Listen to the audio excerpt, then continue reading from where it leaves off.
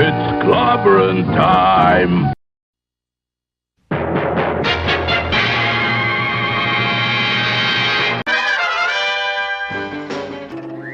Atomic batteries to power. Turbines to speed. Roger. Ready to move out.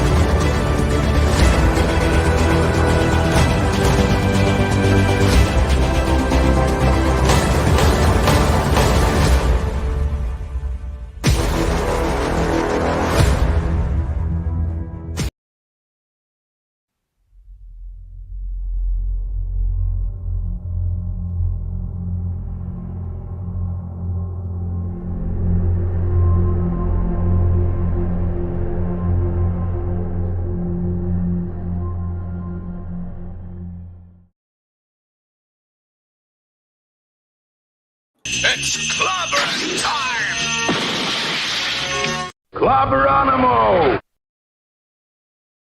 Yeah, Clobberonimo indeed. Greetings, my friends. Welcome to Clobberin Times Wildcard Wednesday night. CT issue number 672 on YouTube, 1,372 overall, and Wildcard Wednesday night, as I said. So, greetings, clobbers, clobberonimos, clobberoosties, clobberoids, clobberologists, clobberians, and every other kind of clobber out there. If you're not a clobber, the secret is, my friends, to bang the rocks together, guys. So, thank you, Gwagnar. So it's good to see you all, my friends. Or good to see who is out there. I can't see you yet, so I'm glad you're out there. I'm just saying I'm glad you're out there, even though I can't actually see you. So, now here we are on a wild one tonight. Let me see some show notes and some shout-outs. Get down to beeswax here. Well, there's really no beeswax going on per se. I want to thank shout out to my buddy Loki. I hope he's feeling okay. We did the comic book roundtable tonight with Eris, and she was wonderful and had a good time on that. But Loki couldn't make it, so I hope he's all right. Let's see. Tomorrow night, that clubhouse.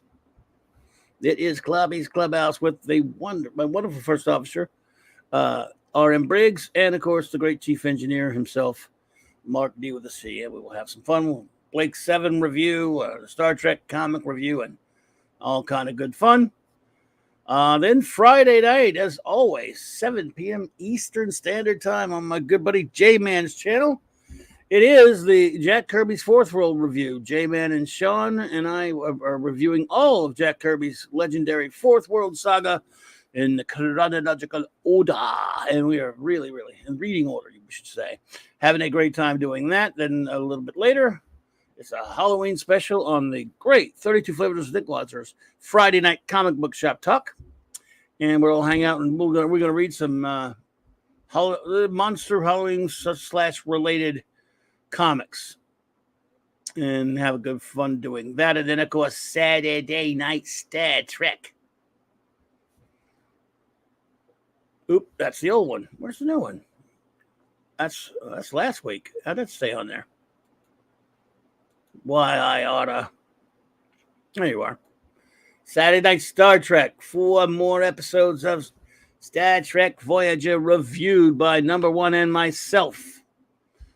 So looking forward to that. And then everyone, if you have not joined us yet, you really ought to hang out with us at the great Mark D with a C's channel on Sunday night.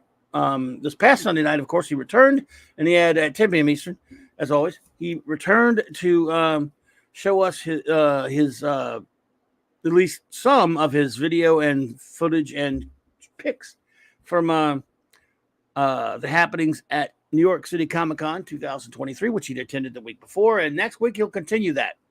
Again, Sunday night, 10 p.m. Eastern, and there's a lot of fun.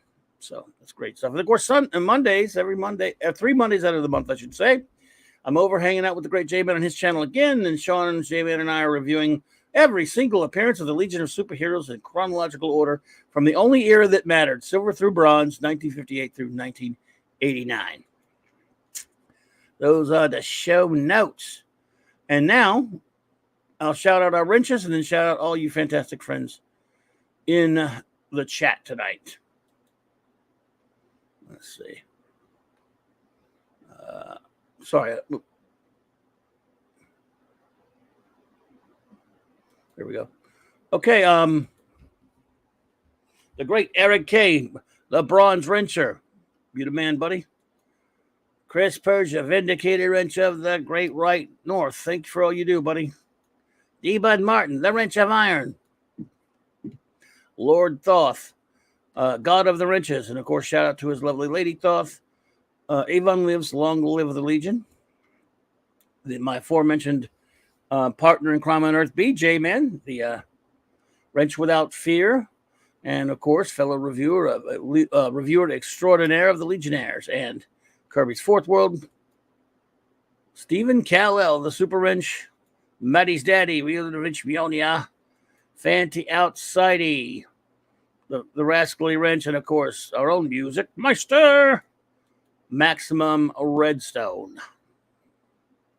And of course, Hungry Boy, master of the Clobberin, and artist of the cover of Science Fiction Tales by R.M. Briggs, of course.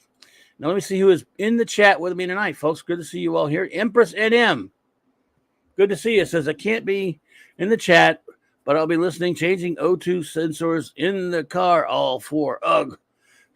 Sure, I'll be cussing lots. Have a good show. Well, hey, just don't get hurt and cuss away. That's what you're supposed to do when you're doing stuff like that. But good to see you. Thank you for popping in. FKHC 2005 Hike. What's up, my friend Fairfax? Good to see you. And J-Man said he couldn't stay, but he said he stopped in to say hi. That's cool. Gwagnar. What is up, Kimasabi? Good to see you, my friend. Brogu. Hello there, Brogu. Could not be reached for further comment. Greetings, my friend. Keely Chow, roll that tide.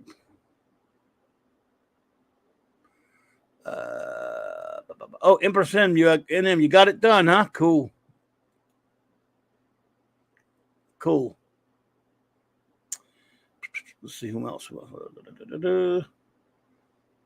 Picasso. Hey, Picasso. Good to see you. Claude Salling. Hey there, Claude. Always good to see you. Thank you so much for being here. Oh, we got a Picasso member for 7 months. Thank you for being a member. I appreciate it, Picasso. Go Diamondbacks, he says in his member chat. That starts Friday, right? The World Series. And then it's, I got a buddy of mine who is a big Phillies fan who's very disappointed right now. But it's Diamondbacks and Rangers, is it not? Yeah, there you go. Well, go Diamondbacks for you, man. I'm not fortunate enough to have a team necessarily because of where I live. John Shaggy Rupas. Good to see you, John. It's been a while, man. How you doing? Good to see you. I'm a football guy, even though the NFL's pissed me off a lot. I'm a pro football guy from way back. It's the only sport I really, really love. But I think if we'd had, when I was younger, in my youth, that's when you develop a love for sports, or you don't. Penny, good to see you. Welcome, Penny. Hope you're doing well. I didn't have a baseball team. I played baseball as a kid, but we never had baseball teams down here. We never had professional baseball. When I was a kid, the only professional basketball we have it now. We still don't have a professional baseball team. The only But we did have in the 70s, we had the New Orleans Jazz, and they moved after Pistol Pete left. They moved to Utah to be the Utah Jazz, that famous bastion of jazz music, Utah. No offense, Utah, but wow. So, but we never had baseball teams here. Never had a hockey team either. Not one pro team, but of course now, later we finally got another pro basketball team when there was the Charlotte Hornets moved here to be the New Orleans Hornets for a while. Now they're the New Orleans Pelicans, but just not a big basketball guy anyway. But I do like baseball enough. I can watch it, once in a while. I'll probably take a look at some of the World Series there while I'm doing stuff. And so I don't have a dog in the hunt, but now that you're pulling for the Diamondbacks, so I will wish them well, and I'll watch them, and I should root for them. So, good luck, Diamondbacks. But yeah, the NFL was my other than geek stuff, of course, my passion for a long time until about 3 years ago when they really, really pissed me off. Which was actually pretty good timing because the Saints have been horrible. My team are the Saints. And they've been horrible for, a few years now. So, getting just wretched the past couple of years. But, this year I've kind of started following it again a little bit. It'll never be the same. It'll never be the same. I'll never have my passion that I used to have. I still have a deep passion for NFL history. I love NFL history. Oh, you work for the Diamondbacks, says Picasso. Great. Oh, man. Well, I'm definitely rooting for you there then, sir. Hail, Lemon Pie. What's up, Lemon Pie? So I missed it, and I would just kind of over the past couple of years just barely glanced at it. I'll never get my passion back. For example, I wasn't, when I had a show that only did twice a week, and I would never do a show when the Saints were playing a night game. Like if they played last Thursday night, well, I did the clubhouse. Didn't care. I watched the first half of it, but there was a time, no matter how bad they were, if I had to work, I'd find a way to be off. Back when I had season tickets, I'd be there. I haven't had season tickets in a long time. I had to get rid of them. I can't really afford them. But I'd be home. I'd be in front of my ass. Would be in front of a television set. I'd be in front of a TV. No matter, never miss a play. Now, in the past couple of years, I've been, if they're on, I'll watch them. They pay to watch the game and look after all the fans. It's awesome. Wow, really? Cool job. I bet you're a big, long-time baseball fan, eh? So I've lost it. This year, I've decided, I miss it. But it's still modern day NFL is really tough to get into. I go away for like a year, actually 3 years. You didn't wreck anything, Picasso. Are you kidding me? No. But, I'll get off the sports ball in a minute. I'm just saying, it's not the same. I go back and there, it looks like college football. The activism kind of chased me away for a while. But I'm back slowly following it again when I used to be very fluent in it, NFL, I still love the game. Don't love the league much. Kind of fallen out of love. For example, if they were playing right now, I'd do my show before I would even bother that. So you didn't wreck anything, but I appreciate you being here, Picasso. Thank you. But anyway, comics. Well, it's wild card night, so this is not a comic night like Monday night, but we can do comics or anything. So what we'll do, I guess, is just hang out and talk about anything any of you've got in mind.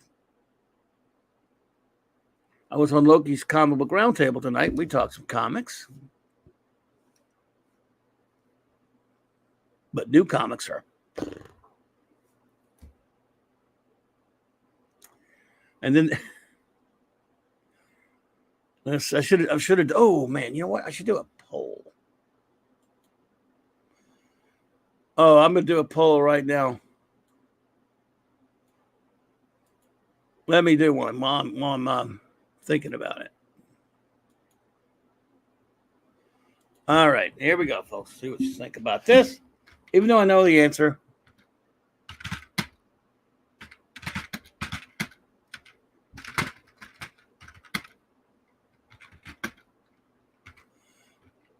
All right.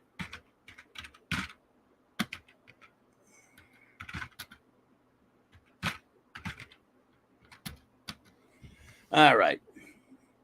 Dumb question. I bet I'll get nobody say yes to this one, but we'll see.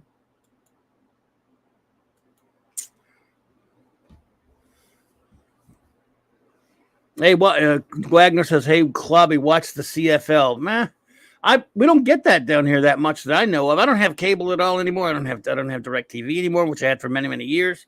I have no way to watch most TV now. I've got a Roku. I've got Paramount Plus. Don't ask me why. I had to get it for a certain reason so I can watch some CBS games. And I've got a really crappy antenna in my back desk here in my room here. Where I got my desk, and that can get a few local channels if there's a game on some of the affiliates. I can't get ESPN anymore, so that means I can't watch LSU anymore. It's always on freaking ESPN. You know, on Saturdays when I'm sitting here, I can watch. There's a bunch of most of the college games. There's plenty of that, and I get to see a couple of NFL games. So I wouldn't even be able to get CFL, buddy. Even if it is on some, even if they're like some special sports packages that carry it. But I've seen it a little bit from time to time, you know, that crazy big football field. Yeah. And I have every respect for the CFL there, Gwag. Warren Moon. One of the greatest quarterbacks of all. Probably, maybe he's one of the greatest of the CFL quarterbacks and one of the greatest of our quarterbacks. Too bad he never got a championship. So, let's see.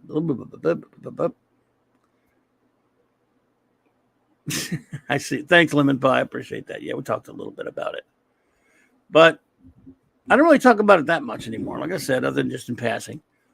Has anybody... Well, let's see what the poll... Let's see if anyone's answering the poll so far. 9 votes. 11% yes.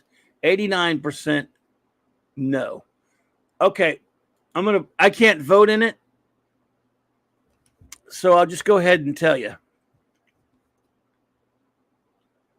Ironhide, what's up?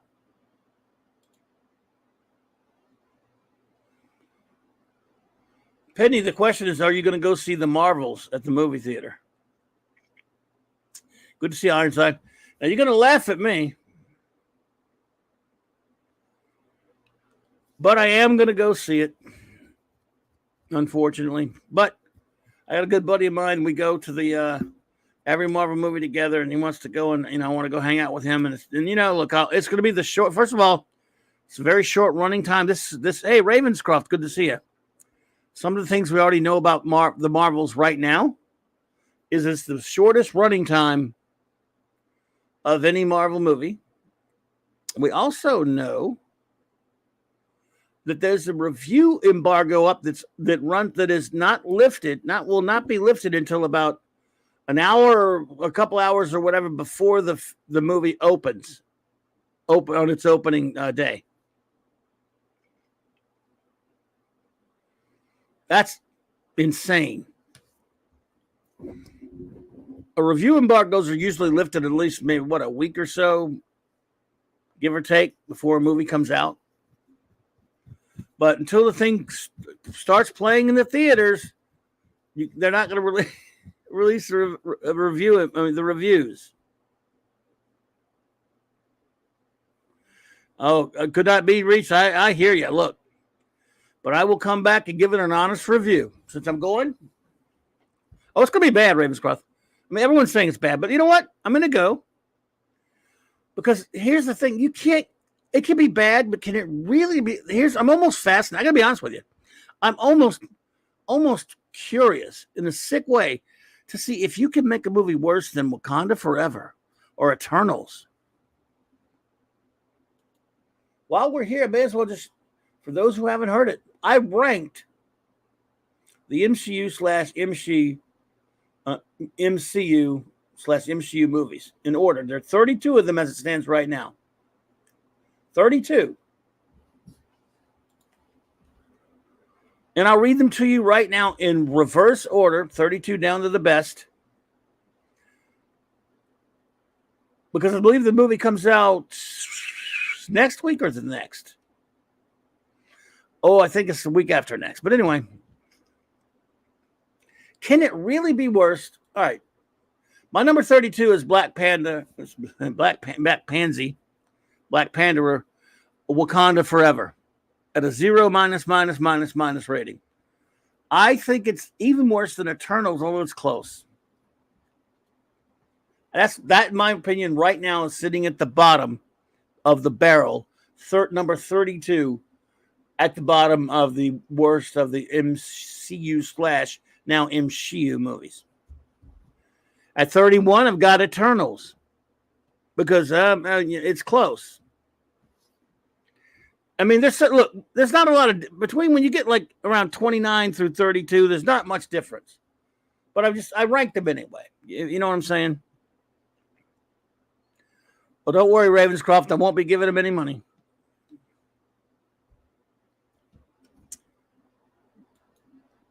So, at number 30, I got Captain Marvel.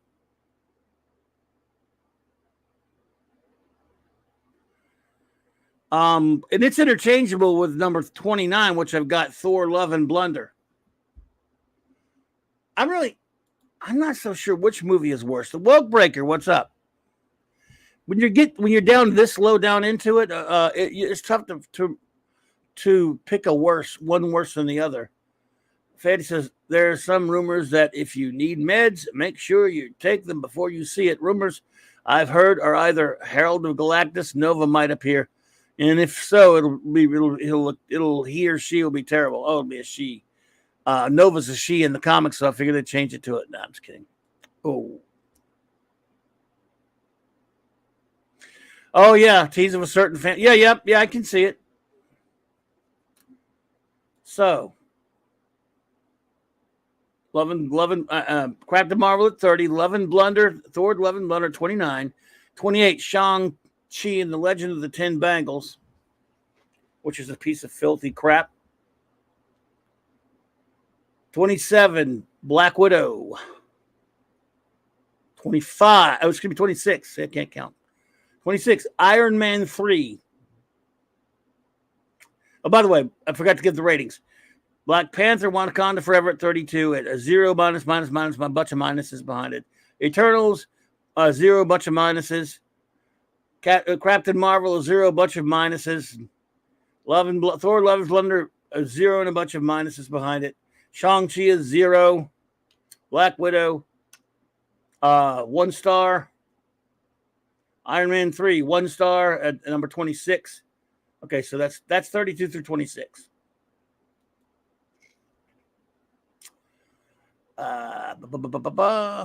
Sure.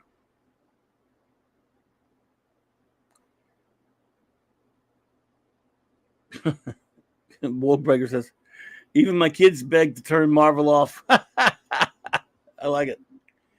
Don't blame you. They don't blame you at all. So, 25 down now. Number 25 with only 1 star. Black Panther. Don't care how much money it made. It's terrible. It's a disgrace to the character. T'Challa is horribly portrayed in the film. He never gets to do anything. Great actor. I mean, he's well portrayed as the actor, but I mean, he's horribly written. I mean, they ruin his villains. There's no real villains in the piece.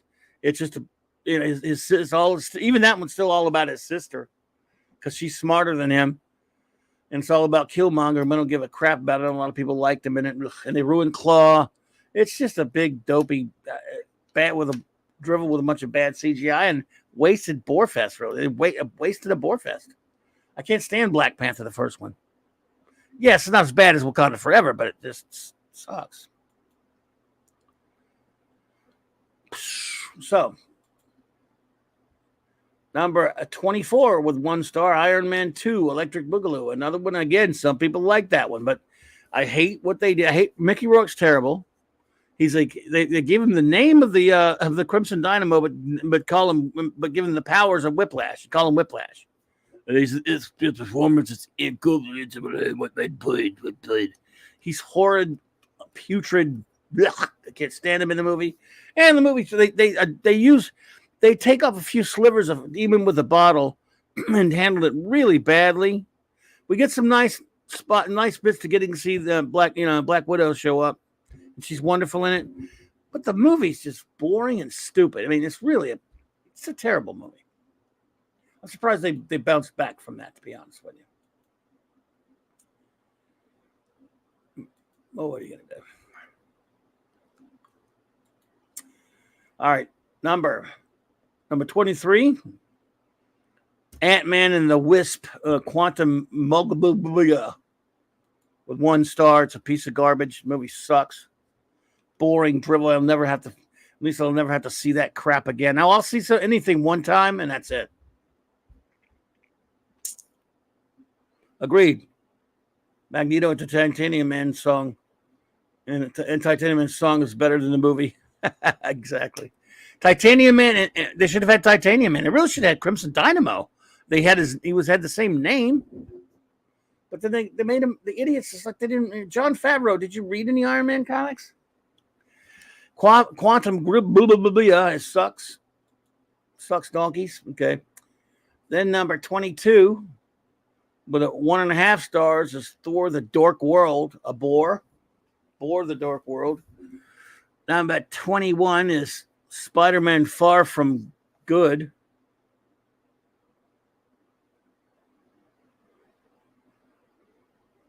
Which isn't very good. In fact, sucks. I hate that. That's a 1.5 star. It's another boring piece of crap. God, they made so many of these movies. Percentage-wise, the 32 Marvel movies they got a lot of bad ones. I'm sorry. Hated the bulletproof suit to the point where Panther was fast. He could dodge a bullet. Also, when Panther was in the tree, it was a cool scene. Yeah, that was a cool scene. Movie sucks. All right, number 20, Doctor Strange and the Multiverse of Nonsense, at 1.5 stars.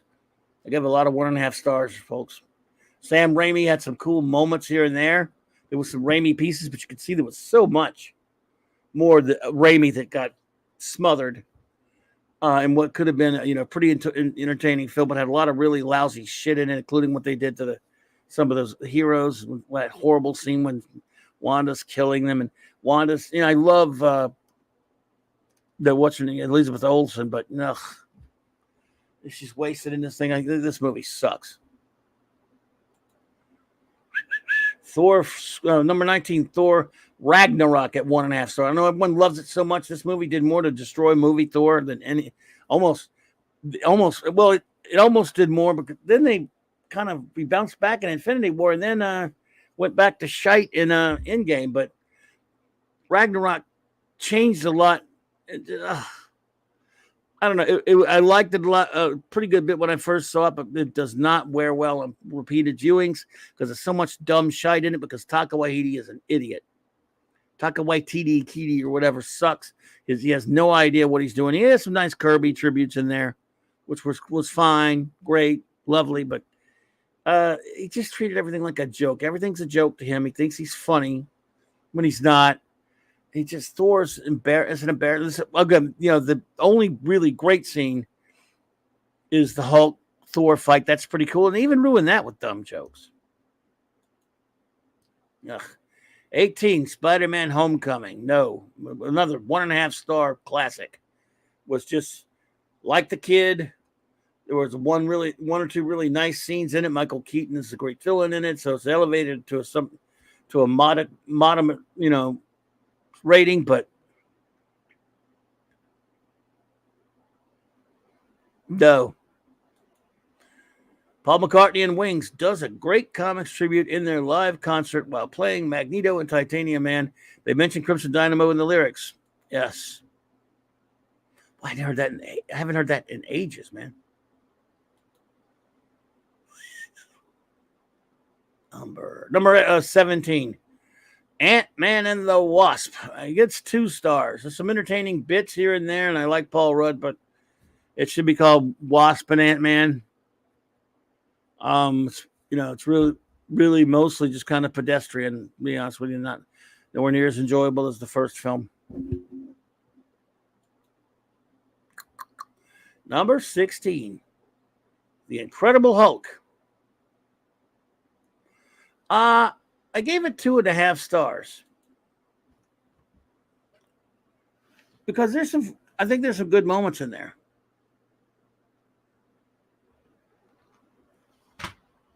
And I enjoyed a lot. I'm actually that 2.5 stars is a decent rating for anything.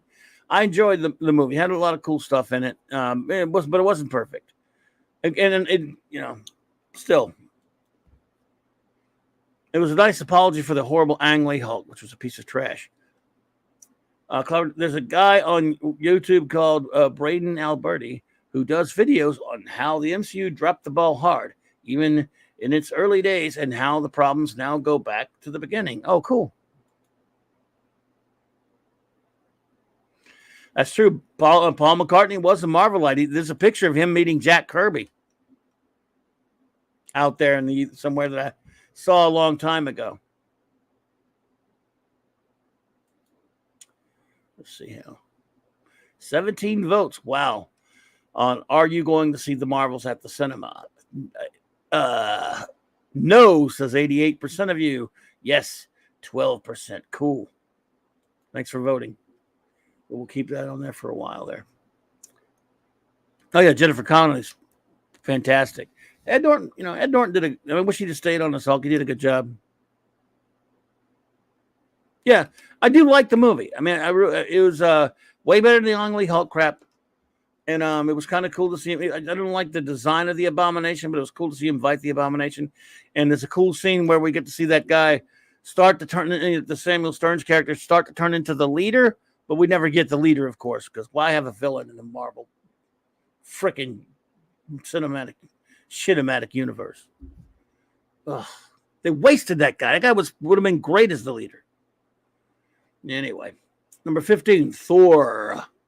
I gave it 1.5 stars. Thor is a bit of an uneven film, but one by Kenneth Branagh, but the first half of it's fantastic, I thought. Hey, Maddie's daddy, what's up, buddy? Good to see you, bro. Have fun having dinner with Maddie. Good to see you. So the first Thor, I liked a lot of the first chunk of it on Asgard. The only time in any of the movies where he wears this damn helmet. By the way, fanboy, I know. Then a lot of the Earth stuff, I understand they needed to do it. It was an origin story, and it was an okay. But after that, it's kind of a bit underwhelming, a bit less thrilling. Again, it was important, and I don't hold that against it. But as far as it was a little bit kind of a bit of a letdown. Not a letdown, just kind of not as good as the first half of it. So it's okay. I don't hate it or anything.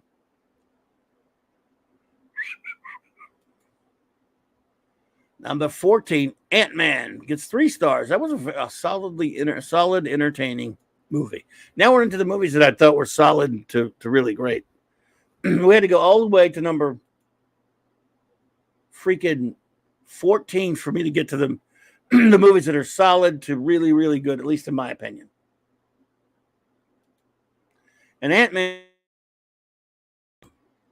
was the first one, of course, was a lot of fun. And just goofy fun that had a nice heart to it. So I liked it. And I thought it was a fairly solid movie. Number 13, Guardians of the Galaxy volume 2. A movie strewn with things that I did not care for. I mean, I love Kurt Russell, but Ego should not be Peter Quill's father. That's stupid. I hate it. Nevertheless, put that aside. There's some great action set pieces set to brilliant music that are so much fun to watch. Some fun eye-popping effects that are fun to watch. And the characters are still great together, even if it's a bit of a lesser story. because this is not the real Guardians for the comics anyway. These are the movie Guardians, but they're a lot of fun. The cast is undeniably fun. I got a lot of friends of mine who are a couple friends here and there are such Guardians purists in terms of the comics that they hate those movies, and I understand it. I'm not as ardent about that. I've read a lot of their comics here or there, but they're never a big deal to me. I get it. Like I said, in the movies, James Gunn decided to make them a kind of a joke. He did some wonderfully entertaining things with Rocket and of course Groot, but making Star-Lord a horny man-child, as a good friend of mine likes to say, I agree with him. That was a shame. I think Chris Pratt could have played the serious Star-Lord. I mean, but he's also a funny guy, so that's kind of why I got him. He does a great job as the movie Star-Lord. So if I accept the movie Star-Lord, and I do if the movie's entertaining, he doesn't. Like I said, some friends don't. Then it's okay. Ironhide says, and in the 90s, Panther comics, the Dora Milaje were created to prevent infighting in Wakanda by having tribes send their teenage daughters to become T'Challa's ceremonial wives. Boy, did they change that. Jesus. That was number 13. Number 12 is Spider-Man No Way Home. I give it 3 stars on its entertainment value, but it's still, I really should probably ding it for that, but it's still a highly entertaining movie that has a lot of really stupid shite in it. I mean, I think it made a lot of money. I believe No Way Home is highly overrated and extraordinarily manipulative and gets dinged for me for having the most idiotic, horrible, dumbass premise for its story. Good night, Penny. Thanks for being here. Because it's all based on Doctor Strange being an idiot. Nevertheless, it's fun, and at least it's entertaining and engaging and hits a lot of those notes. So again, I've only seen it the one time in the theater. I'd like to watch it again if I ever get a chance and find it somewhere. But so it's going off of one's viewing in the theater where I walked out having a lot of problems with certain things, but yeah. Ravenscroft said, never cared for the Gun Guardians, honestly. Much prefer the OG team. Yeah, I like the original team from the 70s, but then I wouldn't I?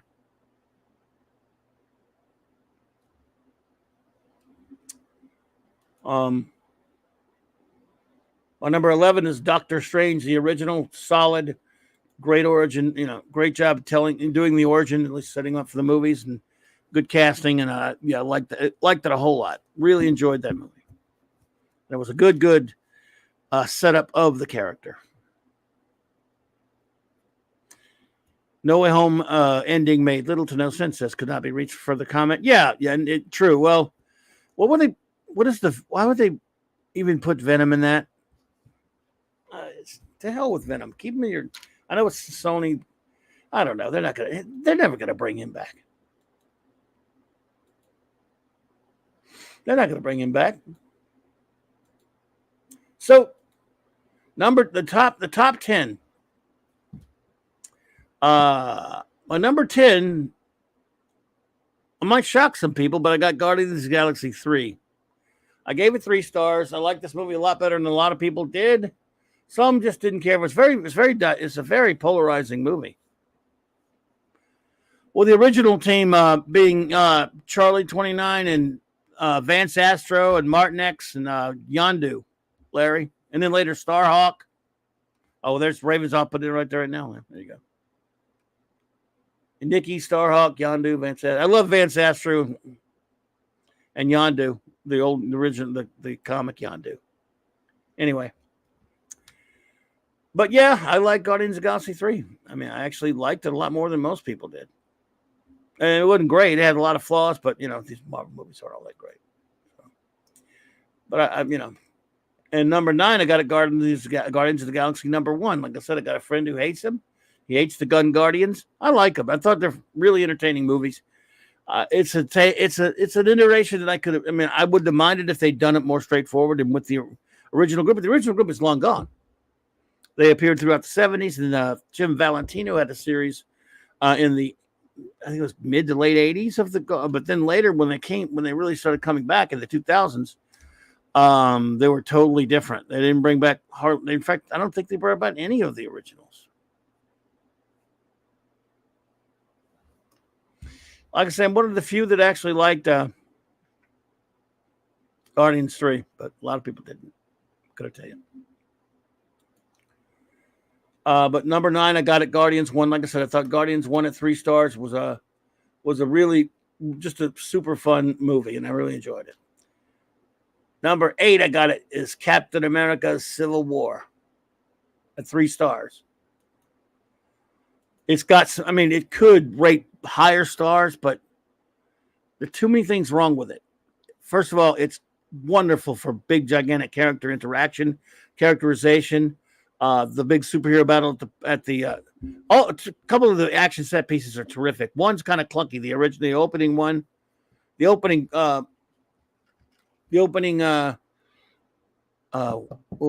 where the fight scene in that city, which was the name of the city escapes me for the moment, was a little okay, but kind of clunky. But but later the fight scene with Bucky and Cap, and then later with the big superhero battle at the airport, and then even kind of the one later in Siberia, all make them. And there's a lot of other. The one at the FBI headquarters, or in Berlin at the interrogation headquarters. There's a lot of really good superhero action in it. I hate a lot of things in it too, though. I hate what they did to Baron Zemo. That's not Zemo. They tried to make him like that on the shows, but the Zemo in that, good actor, but man, it's not Baron. Oh God, that kind of crap aggravates me. Yeah, there were just some things that really got on my nerves character-wise, but also a lot of entertaining stuff, so his rate's pretty high. And here's the weirdest one of all. This is the weirdest movie ever made for me. It's number 7 on my list of Marvel MCU movies.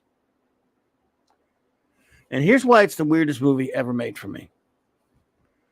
I love it and hate it at the same time, almost at the same, not even alternately, almost equally at the very same time. There's so many fantastic, wonderful bits in it as one that's just a superhero fan, and so many things that make me want to Hulk out and blast, just go crazy. That's Avengers Endgame. Avengers Endgame, it is it's a textbook in bad movie making, bad decision processes in movies. Obviously, the movie was very well made, and obviously, it became one of the biggest box office hit of all time until it got artificially surpassed by some of those big blue Smurf movies or whatever. But anyway, I guess it did anyway. So, Avengers Endgame is one of the most frustrating experiences. So much to love and so much to hate. But it makes it high up there just for those great scenes. Had to force myself to realize that Endgame was not that great world breaker. No, I'm with you. Look, it deserves all the criticism it gets. But the thing is, it has some of the greatest bits I've ever seen in a superhero movie. And then some of the worst. By all rights, it should everybody who makes a list should they could put it in their last place and give it zeros, and I wouldn't blame them. There you go, Ravens. I loved bits about it and hate it. Yeah, it's frustrating.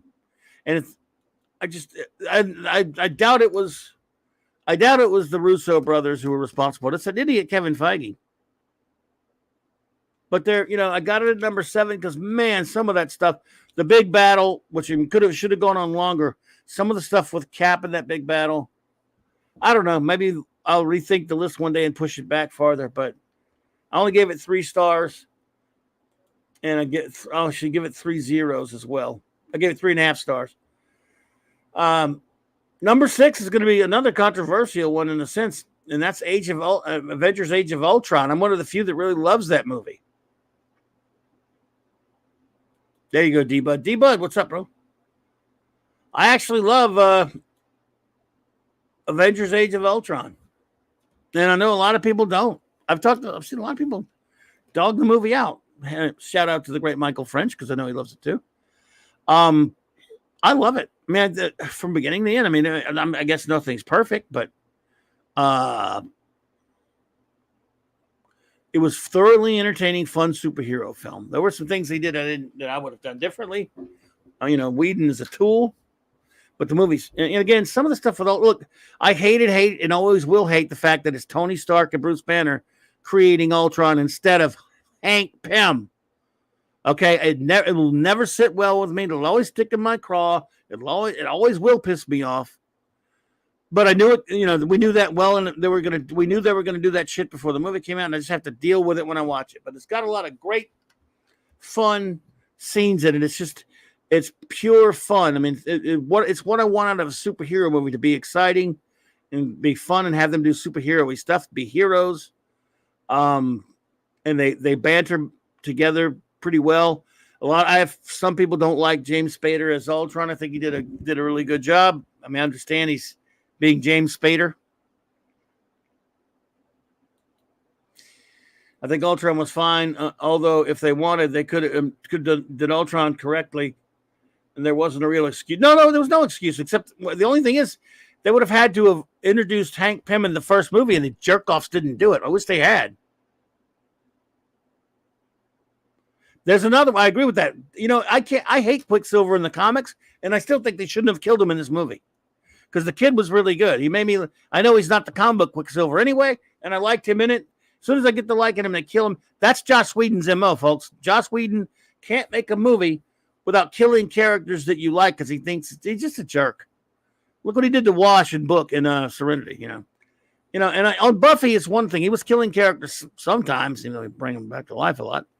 But, not main ones. And they just, Whedon's a dickweed. But I got to see, I'm sitting there watching that movie and enjoying it, and I said, oh my God. Because I didn't know what was going on. I did not do any spoilering. The Vision's in it. I can't believe the Vision's in it. The Vision, Raven says the Vision cannot lift Mjolnir. Well, I think the Vision was able to lift Mjolnir because the Vision was just born and innocent and hadn't done anything. And there was nothing to stop him, because it was like it was a machine. A machine could pick it up. It's like if Mjolnir's on the top of like I said, if you put it in an elevator, the elevator goes up. It's being lifted up. Look at the Vision like an elevator. But yeah,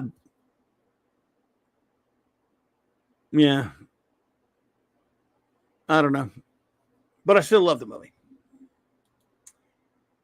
I still love it. So we're in the top 5. Number 5, Captain America: The First Avenger at 3.5 stars. Should probably give it another star. I love it. It's one of the most, if not the most, beautiful retelling of an origin from a comic ever done. The whole first, especially the whole first half of the film. I think it needed about another 10 or 15 minutes more of establishing Cap. There should have been some scenes.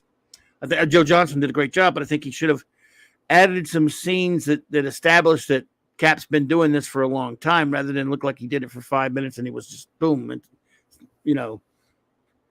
frozen in the ice.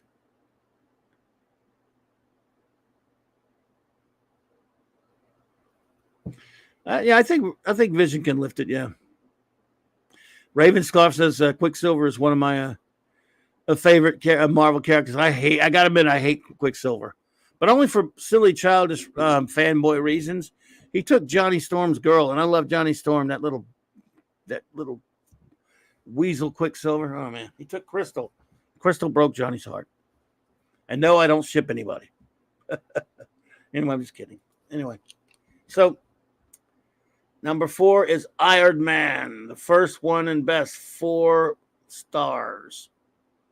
Superb. The highest you can get, by the way, is 5 on the scale. Iron Man, what can you say? The first one, Tony Stark makes you feel he's the cool exec with a heart of steel. And as Iron Man, all jets ablaze, he fights and fights with repulsor rays. Amazing armor. Iron Man, a blazing armor. Iron Man. See, I didn't sing it, which would have not only sounded horrible, it might have got me in trouble with the algorithm. But them's are the words to the Marvel Superheroes Iron Man theme. Tony Stark makes you feel sorry. So remember, and I remember going to see that movie in cool, D Bud. You see where I'm coming from?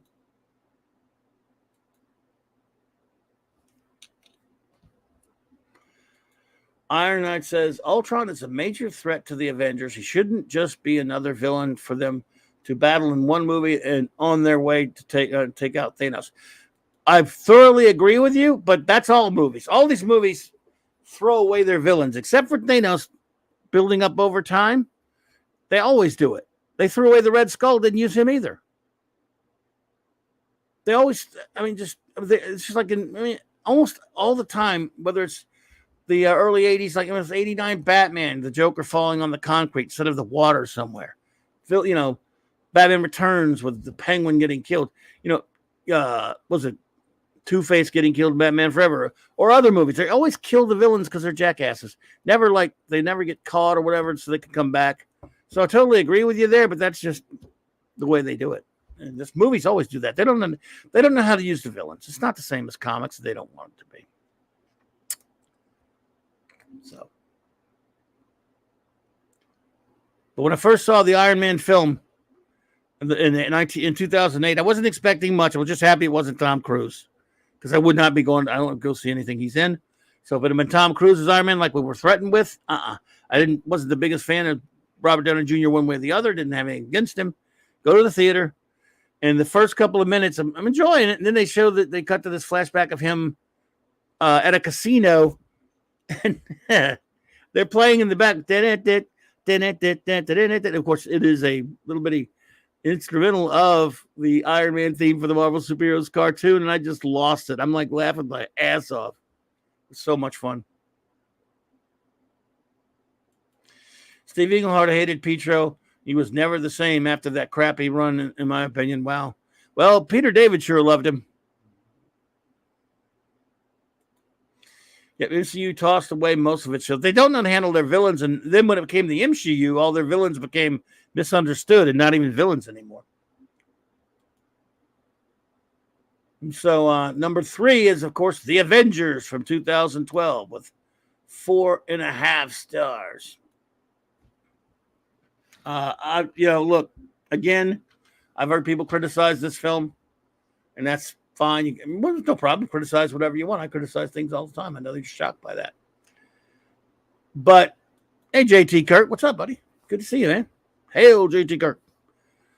The 2012 Avengers film is such an important movie to me because it made me feel like no other superhero film since 1978 when I first saw Superman the movie in the theater at the tender age of 14.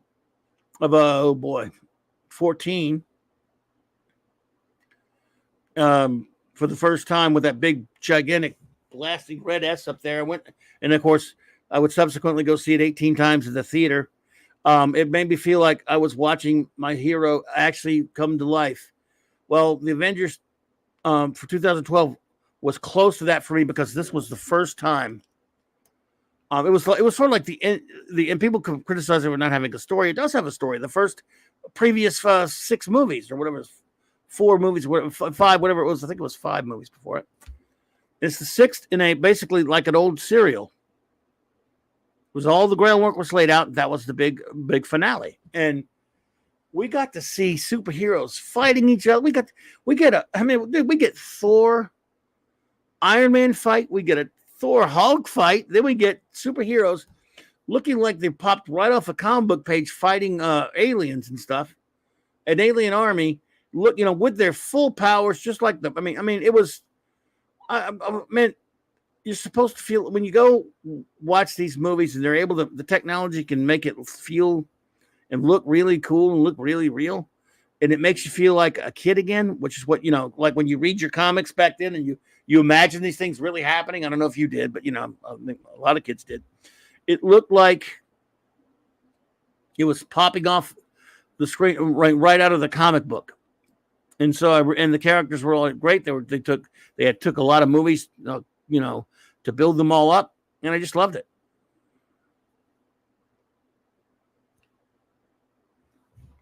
So I unconditionally love the Avengers from 2012. And number 2, I've got Avengers Infinity War. It's 5 stars. Wow. Another one like the Avengers before it. Number 3. Infinity War. It's the word epic just doesn't cut it. It is nonstop, wall to wall, no nonsense superheroes doing superhero things, battling on a cosmic scale, battling in a war. Good God, we get to see Thor at the height of his powers survive a burning star. It can't get a whole lot cooler than that. To see them fighting Thanos, they're some of the greatest. I don't think they'll ever touch the Infinity War level special effects for superheroes. I don't think they ever will. I don't think it's possible. And I got it at my number 2 at 5.5 stars. And I love. I can watch that movie over and over again. Brilliant. What a way if it only ended there. And if they just go back and change that ending and instead of you should have gone for the head, and then Thor said, okay, and he swings around and he does it. Before Thanos could do anything or chops his freaking arm off before he snaps his damn fingers, and it's over. That's what it should be over. I wish somebody would edit it that way, and it's that, and nothing happens. Stupid ass 5-year gap can go screw itself, because after that there won't be any MCU. To hell with it. Infinity War should have ended it. For me, it does end it. That's it. I'll even say screw Endgame for that. So he should have gone for the head, and then he should have said, yeah, what? Well, I think I'll go for this instead, and boom, chop his freaking arm off. Thor. Game over, man. Then say, now I'll go for the head, bitch. And he can't snap his fingers. And we don't have to see the degradation of these characters in further movies. Just my opinion, of course. And my number 1 at 5.5 stars is Captain America: The Winter Soldier. A cut above film, in my opinion, just because, I don't know, you could argue that Infinity War is a far more fun superhero movie. Something about Captain America: The Winter Soldier, though. Good God. As a fan, I guess it's just because I'm such a Captain America fan. It's a perfect film, in my opinion, and maybe it isn't perfect. Maybe that's wrong, though. People can find some flaws if they want. I'm not a big Robert Redford fan, but I'm just kidding. He's a good actor, but he's such a jerk. He's such a dickbag. In real life, dickbag, of course.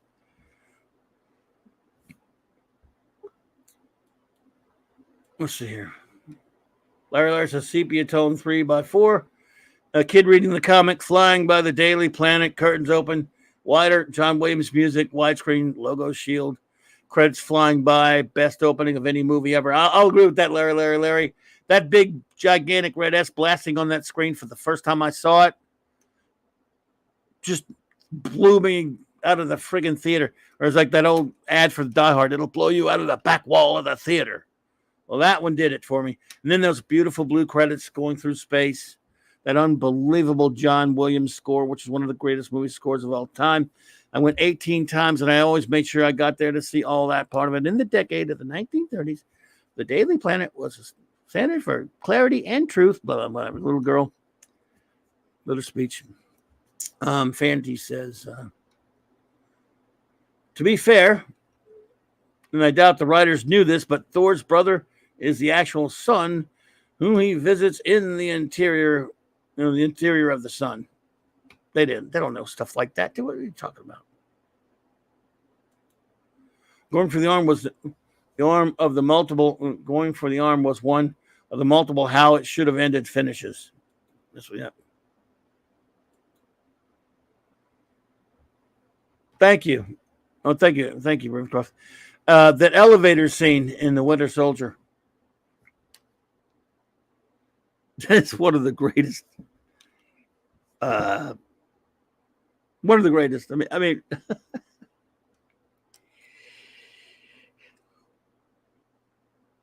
oh, man.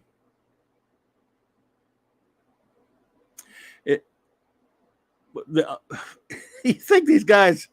I don't know. They were getting paid. They probably figured, hey, Oliver Belamonte.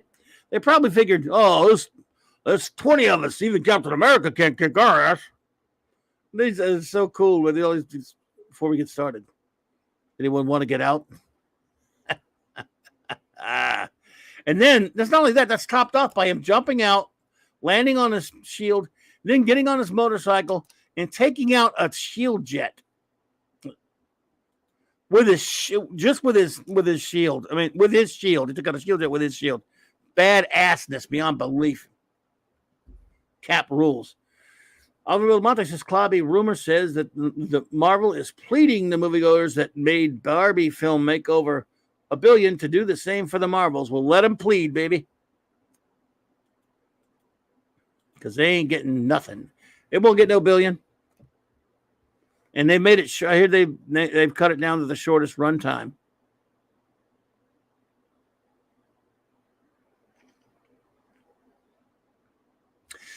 Could not be reached for the comment. Says, our dear friend Gil, rest in peace, Gil. We love you, buddy.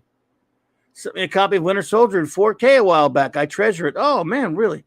He was a kind and giving soul, my buddy Gil Cardinalson, Gil Babel. And they had a celebration of life for him at his home last week, by the way, for those who don't know, which from his family and friends over there. So, Anonymous Gamer, hey there, good to see you.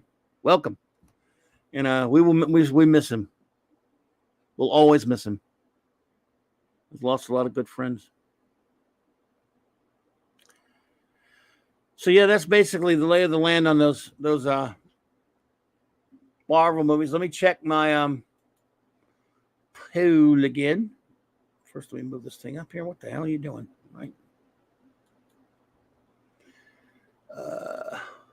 Okay, with 25 votes. Question, of course, are you going to see the Marvels at the cinema? No. 92% says no, and 8% says yes. Boy, do I feel like a schmuck for agreeing to go.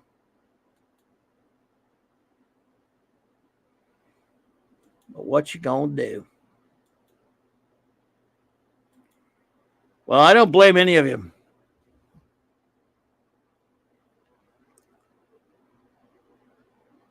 Yeah, God bless Gil, everybody. Anonymous Gamer, our friend Cardinal Sin passed away about a month or more than a month ago. Yeah.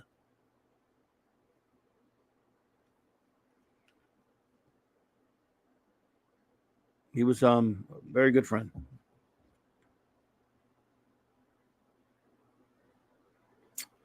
So yeah. So I sent through. I ran down my list. I'll talk about the TV shows in a minute, just for the hell of it, I guess. But yes, it'll be a triumph, no doubt about it. Empress. Yeah, JT, it's been over a month, I believe, sir. Yeah. Well, a month and almost a month and a half now. Yes.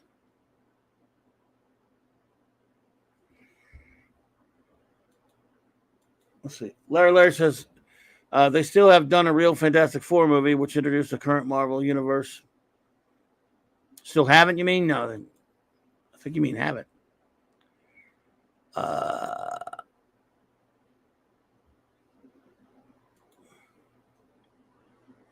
Fanny says, I remember Cap still didn't use lethal force. Imagine how much faster and devastating the fight would have been if he decided to end them all. Oh, he could have slashed them all up with his shield, man. He could have busted those guys up so bad with his shield, but no, he's, Now, all those guys had to be packing, too, so he took a chance. But they were ordered to capture him, so.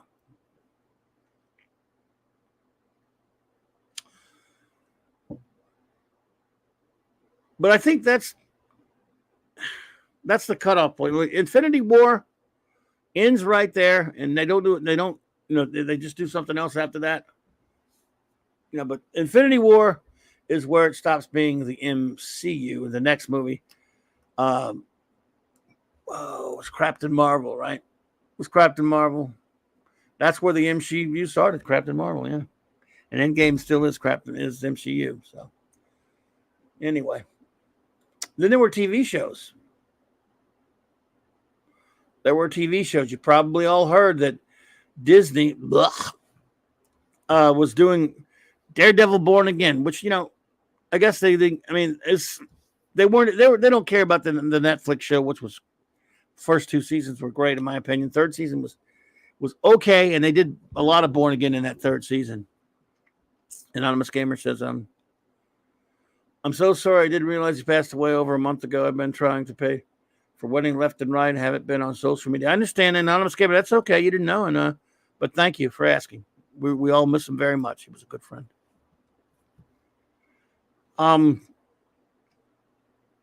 So I'm sure you've all heard that Disney has scrapped their Daredevil Born Again series after filming 8 episodes. Good God. It's crap like that makes you want to at least watch one of them, see how bad they are, but not really.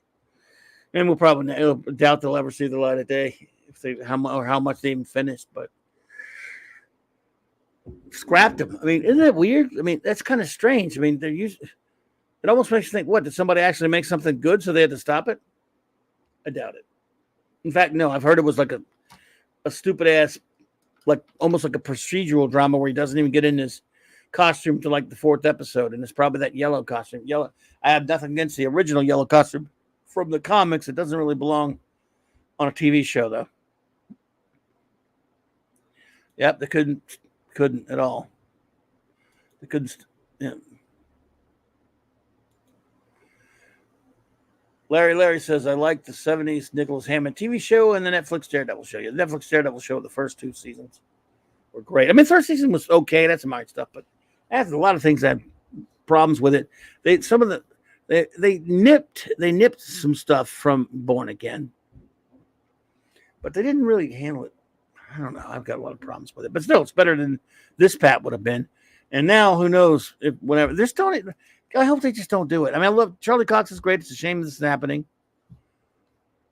If they would just let this go go back to Netflix. And I don't like Netflix much, but they can make good stuff like One Piece. They should let them have it. Farm it out to them. Disney, how about that? Just let somebody else make it. They'll still pay you. They'll buy it. They'll pay you. I don't know. But the Netflix TV shows, I wrote down 16 of the shows that are connected to the MCU/MCU that they've had so far. The only one I don't put on my list is Miss Marvel's. Nothing personal. I didn't watch it. All the other ones I watched, even though they're horrible, a lot of them, just because, well, at least they allegedly had something to do with characters I care about. Whereas the Miss Marvel show didn't. And at 16, at the very bottom of the barrel for me was She-Hulk. At Ernie at Law. With a 0, a bunch of zeros. Because I don't need to go into it. It's the one I hate the most. And at 15, What If? That's an incomplete. It's a bunch of zeros. But it's an incomplete because I only watched the first 5 of them, and it got so sick at the one of them I watched. It sucks. I just couldn't take it anymore. So I got to admit, I didn't finish them. And I've had people say, well, this one was kind of okay. I don't care. There's an episode that is so bad, I don't know why I kept going. The Black Panther episode is one of the most unbelievably, horribly stupid-ass things. I mean, it's probably worse than She-Hulk, that one episode. But it's close. It's close anyway. And then the Doctor Strange one, after that, I said, no. It was so, oh, God. Anyway, that's it. So if anyone likes those shows, fine, but what a waste of good animation, too. Pretty decent animation. Agents of Schmuck, an incomplete, because I only watched the first season and a half. Then I went back for a little bit after Winter Soldier came out. This is when they were connected to the MCU. And it was kind of just a bore. But it's an incomplete, so I don't give it a fair rating there. I don't care, though, because it was just uninteresting to me. Adrian James, hello there. Welcome. And then at 13, I got Falcon and Winter Soldier at a 0-. but in a lot of ways, the most disappointing one to me, because I really like those guys and I love those characters. I love the Falcon. He grew up with, first Captain America comic I ever got was Power Records. And, it was Captain America and the Falcon. Loved it. That Power Records.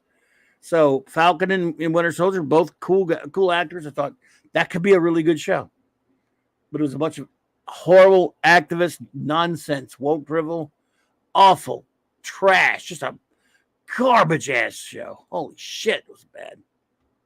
And just about as bad was number 12, Moon Knight, at a 0-. And a 0- to this. Moon Knight, holy crap, man. What in the hell are you guys doing? That's about as bad as it gets, really.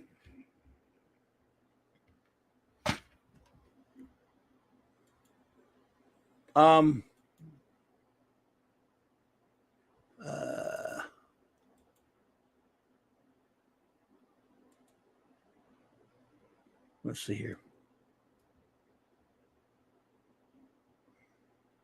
They scrapped those DD episodes because apparently the director, in quotes, intended to and told Charlie Cox they were going to intro a female character who would use electronic means.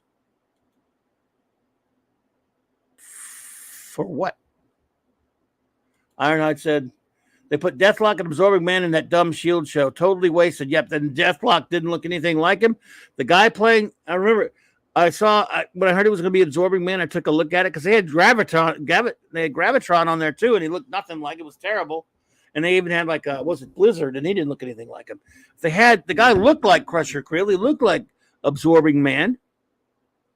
And he even found a ball and chain thing to use like he does. But then I'm watching that and go, that's kind of cool. But then I think, look who he's fighting. Answer. He was fighting humans, S.H.I.E.L.D. agents. Not the Hulk, not Thor. Who wants to see the Absorbing Man fighting humans? Wonky man, hey there. Seriously. What's exciting about the Absorbing Man if he's not fighting a superhero, for God's sake? That's what supervillains are for, idiots. God, these people they're the worst. Frickin' dumbasses. And then there was, at number 11, I don't know, it could be lower. At another 0- is the Inhumans. The In-Puking Humans. Holy shite. Were they horrible or what? Did any of you watch the Inhumans? I know I've talked to Mark about this before. Good God almighty, was it terrible.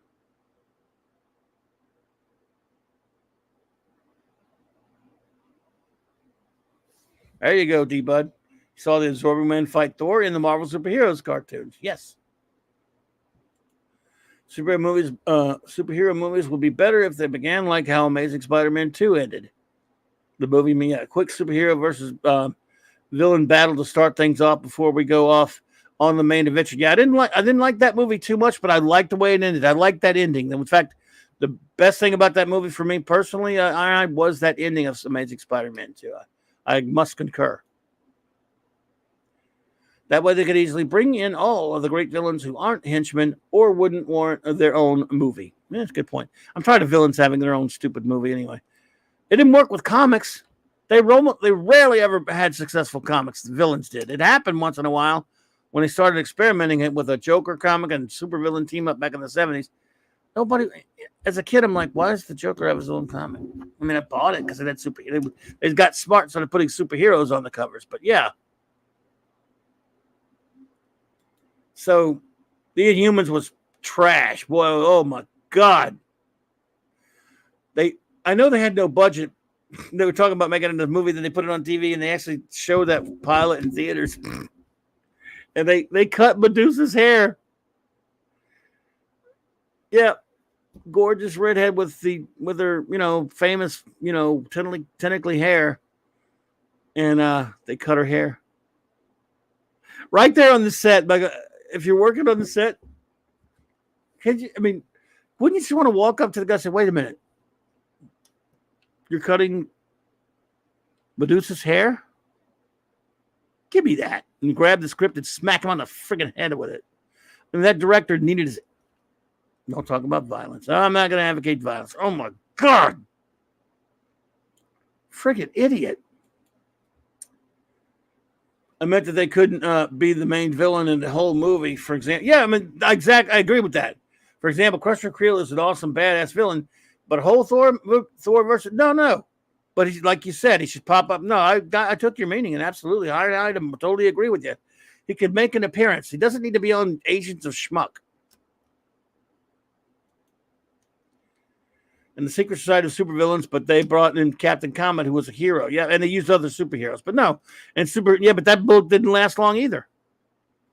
Fantasy Secret Society not only didn't last long, they canceled it in the last 2 issues. They didn't even finish it, or they didn't let it print the last couple of issues. They put it in canceled comics cavalcade, and the story wasn't finished. In fact, a buddy of mine helped work with Bob Rozakis on finishing that story about 10, 15 years ago. And I think they ended up putting it finally in the trade for Secret Society of Supervillains. Clobby, these days, the writers identify more with the villains than the heroes. Yep, for good reason, too. They don't understand what a hero is. They certainly do not Ravenscroft. That's absolutely right. This is a reason. Look, they're Hollywood. And even not Marvel and DC aren't, the writers of the comics aren't Hollywood. But they are, in a sense. But yeah, Disney, they're Hollywood. They're a bunch of degenerates. No, you're right. They don't want to write villains as villains or heroes as heroes. They don't believe in those concepts because it makes them feel guilty. Guilty. So 11 was Inhumans. It is the 0. Number 10, Loki. And that was just the first season. I hadn't seen the second season yet. I'm keeping it number 10. The second season sucks too.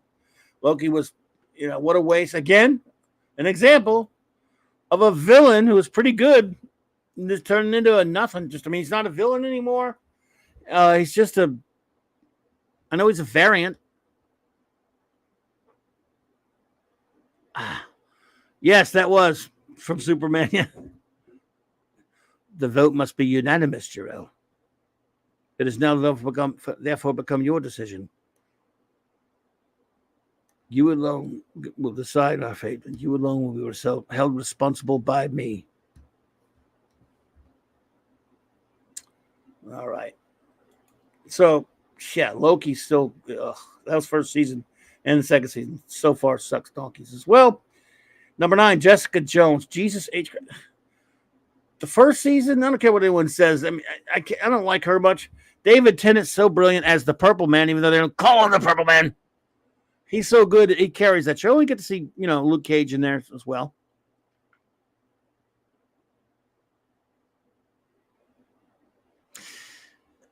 And then one day, you're an ass. I said heirs. Yep. We all thought it was awesome. So, on strength of David Tennant in that first season, and then and even Luke Cage in it a little bit. But it's other than that, she's a terrible character. And then I don't ask me why, but I sat through the whole second season. I don't understand what was wrong. I was really an idiot. And then I just said, why am I doing this? And then, look who's here, folks. We have a guest of honor. Shall I add you? Or can you? I was about to add you, but then you could add yourself. Here we go. Here. I can add myself. Yep. Hello, everyone. Yo. Jessica. Yeah, you're talking Jessica Jones, huh? Yeah. I'm going on my list of TV shows. Right? So that show sucks, except for David Tennant. I love that show. What do you love about it? Did you watch that second season? It was a bore fest. Well, it really goes off the rails. The third season with Hellcat. Yeah, I watched the first episode of the third season. That was I said I can't take it anymore. Yeah, the third season's a disaster, but I do love that first season. I think that's my personal preference. That's number 9. But I got it number 9 with one whole story. God, I wish we got something as bad as Jessica Jones these days from Disney Marvel. Well, we are sort of. Ravenscroft says, Gotta head out, folks. Great show always. Thank you. We'll be here for another B7 review tomorrow. Thanks. We're looking forward to it. Yep, tomorrow night reviewing Blake 7. So, all right, number 8. I'll finish these quick, Lord. Hawkeye with also 1 star. What a piece of poo-poo. Is he still stuck in the Christmas tree? He's stuck up in the Christmas tree, and that's the least of this show's problems. Echo is boring and horrible. I can't believe they're making a TV show of her. Ruined the Kingpin. Kate Bishop was not even a problem. I don't really care about it. She's RKM, good actress. She's a cutie, and she wasn't even it wasn't about an MCU thing in this case. It was just most was just dull, and it was again, call me crazy, but a show called Hawkeye. I've already accepted that he's a movie iteration of Hawkeye, and he's not like the one in the comics. But I like Jeremy Renner enough to go fine, okay, and then they don't let him do anything but just be a putz. It's all her show. And the swordsman was in there, but not. And they ruined the swordsman too. They give him a lot to do. Yeah, they ruined it. One good scene. Yeah, they had one good scene. That guy would have been good as a swordsman. Yeah. Yeah. So, oh wait a minute. Yeah, Hawkeye sits in the chair, says "wonky wonk." Number 7, I messed up. What did I do? No. This is your worst. You're going from I'm going backwards. Worst to the best. Okay, so okay, yeah. That was number 7. I got some mess. Anyway, that was number 7. Number 6, WandaVision at 1 star. First couple episodes were mildly intriguing. The rest are putrid, filthy drivel that are mind-bogglingly bad. Mainly because, again, interesting. They were interesting, and then they got mainly ruined by the last couple of episodes, especially the last one when they let her off the hook for all the horrible evil that she did. Wanda's not Mom of the Year. No, and she's a psycho torturer. Yeah, tortured. I won't even say it. Yeah. What a mess, a torturer.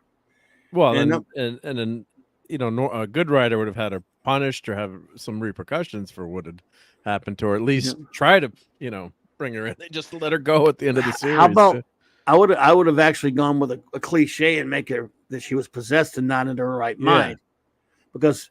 It's one thing to screw up in anger. Like in other words, she wasn't being controlled. So she has evil in her if she's doing that horrible stuff to people. Where now I can never see her as a good character again. If she's being, but like, I think in Malice the dark, with, Malice was controlled by the, Psycho Man. Yeah. Someone controlling her. That's why. So Sue Richards wasn't responsible. The Dark Phoenix entity was doing that to Jean Grey, and the Darker Than Scarlet thing was I think was the witches or something doing that to her, if I remember right. I can't remember now. Yep. But in this, it was never the character's direct fault. Yeah. But in this, it's her fault. She did it just because she wanted her fake babies that never existed, and her sex toy. And they had characters from the where they'd not the Flash, my brain, Quicksilver. They had the same actor. That was they're kind of toying with the audience there. In those scenes where the alternative characters appeared. From the X-Men series. Like, wait, what's going on? This the worst line of all the MCU probably was when that stupid Monica Rambeau said, "They'll never know what you sacrificed for them." Let's see, kids that don't really exist, and boy, howdy, very nice of you. Oh, what else? You sacrificed the fun of torturing them more, I guess. Yeah. Yeah, there's no existed, but they never existed. Yes. So wow, I mean that whoever wrote, and then the guy trying to save the people gets put in jail because he's white. Let's see here. Number 5 is Luke Cage with 2 stars. That guy's great as Luke Cage, well cast, but it meanders quite a bit. It always shows promise, never really delivers. And in the second season, you got a couple of cool scenes with him in that strangely miscast Danny Rand, but his Iron Fist, but still, yeah. First season should have been a movie, or a miniseries, right? 3 episodes or 4 episodes, but when the big bad was killed off, then it just meandered for like 3 or 4 episodes, and lost all its steam. That I think was some of the most boring stuff. That Luke Cage second half of that first season. Wow, that it was really bad. boring. I But kept you on. like the actor, like you said. I liked but, the actor. So he was really well cast. Also in the comics, before Wanda went crazy, she has a mental breakdown. They didn't bother to do that in the MCPU. Yep, exactly, Fanty. So number 4 is the Punisher. They were. It was an okay show. I'm not a Punisher fan. It's better than the other ones. At least he's really good. And it was a watchable, at least enjoyable show. Well, not the greatest or anything, but I Number thought the 3 second season was the best of that show. No, I agree. I do agree with that because first season had a lot of crap in it that I didn't like. But Yeah. Number 3 is Defenders, only because the other shows are so shitty. Really, because it's at least it was kind of fun seeing them all team up, but they had no story, and it's just sort of there. But it's at 2.5 stars. It's better than nothing. It's better than the. Now the last 3 are the only things I'm enthusiastic about that I like, and that's number 3 is Werewolf by Night, which I should watch that again. Did you know that they're colorizing that? Yeah, why are they doing that? Why would you colorize that, dumbasses? Yeah. Don't do it. Is Ted Turner doing it? I don't know. Where is that? That idiot needs to leave it. At least, I hope they leave you the choice to watch the black and white version again, because I wouldn't mind watching that again at that Halloween time. It's pretty good, I thought. It's for the youngins, or no offense, youngins. What's this black and we grew up with black and white TVs, but that's the artistic part of it. It's actually the Logan movie, which I know you don't like, but I do. I don't like it. They had on the Blu-ray, they have a black and white version, which is actually pretty cool to watch. Adds another kind of element to it. Yeah, that'd be cool if I liked the movie. I would want to watch that. But, yeah. So I give that 3 stars for World by Night, and I also give 3 stars to and the number 2 choice, Guardians of the Galaxy Christmas Special. I really enjoyed that. Oh, that was great. Yeah, a lot of fun. And I get Zag nuts for Christmas. It can be arranged as long as you get to say there's your goddamn dinner. So, and of course, number 1 is Daredevil. 5 stars, even though I had some issues with the 3rd season. First season, my only issue was it took them like 13 episodes to get in the freaking costume. I hate the Black Ninja costume for the most part, but I love the Daredevil show. It was great. Good stuff. Yeah, I didn't mind that ninja costume, I have to say, but I forgot. I can see why you want to get him in that earlier, but by the way, I forgot what number 7 was. Number 7, there was a number 7. Okay, that was Iron Fist at 1 star. I forgot that because I was looking at my list and I had it in the wrong place. I forgot that, folks. But at number 7 at 1 star, there was Iron Fist, which is absolute poo-poo. Just because it is. Because reasons. Where are you going to put the Colleen Wing show? Because the second season was the Colleen Wing show. I knew I forgot to mention something. Iron Fist was absolute trash. First season was just boring mostly, and then he was not very well cast, that dude. Then the second season... They also gave him no time to train for the part either, which wasn't fair to the guy. That's fair enough. Yeah, I hear you. Yeah. Second season was Colin Wingfist, and the way it ended was so ridiculous. Holy shit. God. Although she's a cutie patootie, though, I have to say. Oh, she's a cutie. Yeah, so was Misty Knight, Karen, but, show sucks donkeys. I forgot to put... And now they got... Loki season 2, and I'm still keeping that in the same place because it sucks. Oh, yeah, I haven't watched that. Well, that latest episode was a snoozer, man. It was... Oh, God. Did you vote, by the way? Oh, is there a poll here? Oh, no. Yeah. I didn't see. Oh, yeah, I did vote. I said no. I don't think I'm going to go see that. Yeah. I got to go. You got to go. Only if you watch Stargirl. No. I don't think my friend wants to go. I mean, I always go to all the Marvel movies with, so I'll ask him. That's right. You've already missed one. Just one, I didn't go see. I didn't go. Well, I didn't go see Wakanda No More. Like I just couldn't stand that Wakanda No More. So, and I started watching it on Disney Minus, and I had to shut it off. It was getting me so aggravated. I want to have any more heart problems. Yeah. Yeah, well, I don't blame you. I have no inkling to see Marvel. There's zero excitement. If you told me as a kid in 1977 that Captain Marvel would be on the big screen. Well, back then it was Ms. Marvel, the comic. I was reading. There's gonna be a movie about her. And I'm not gonna want to see it. I'm like, what? How could you not want to see it? But yeah, just and it looks like, who are the 14% of the people that are going? And well, you can't vote. So I'm wondering who the other people does anyone admit who's going to see it? I have admitted that I'm going. I'm not proud. 29 votes right now, and 86% said no. 14 has said yes. I can't blame you. Well, I think Larry's got a video request here. Let's see if I can find it. Here we go. This is for Larry.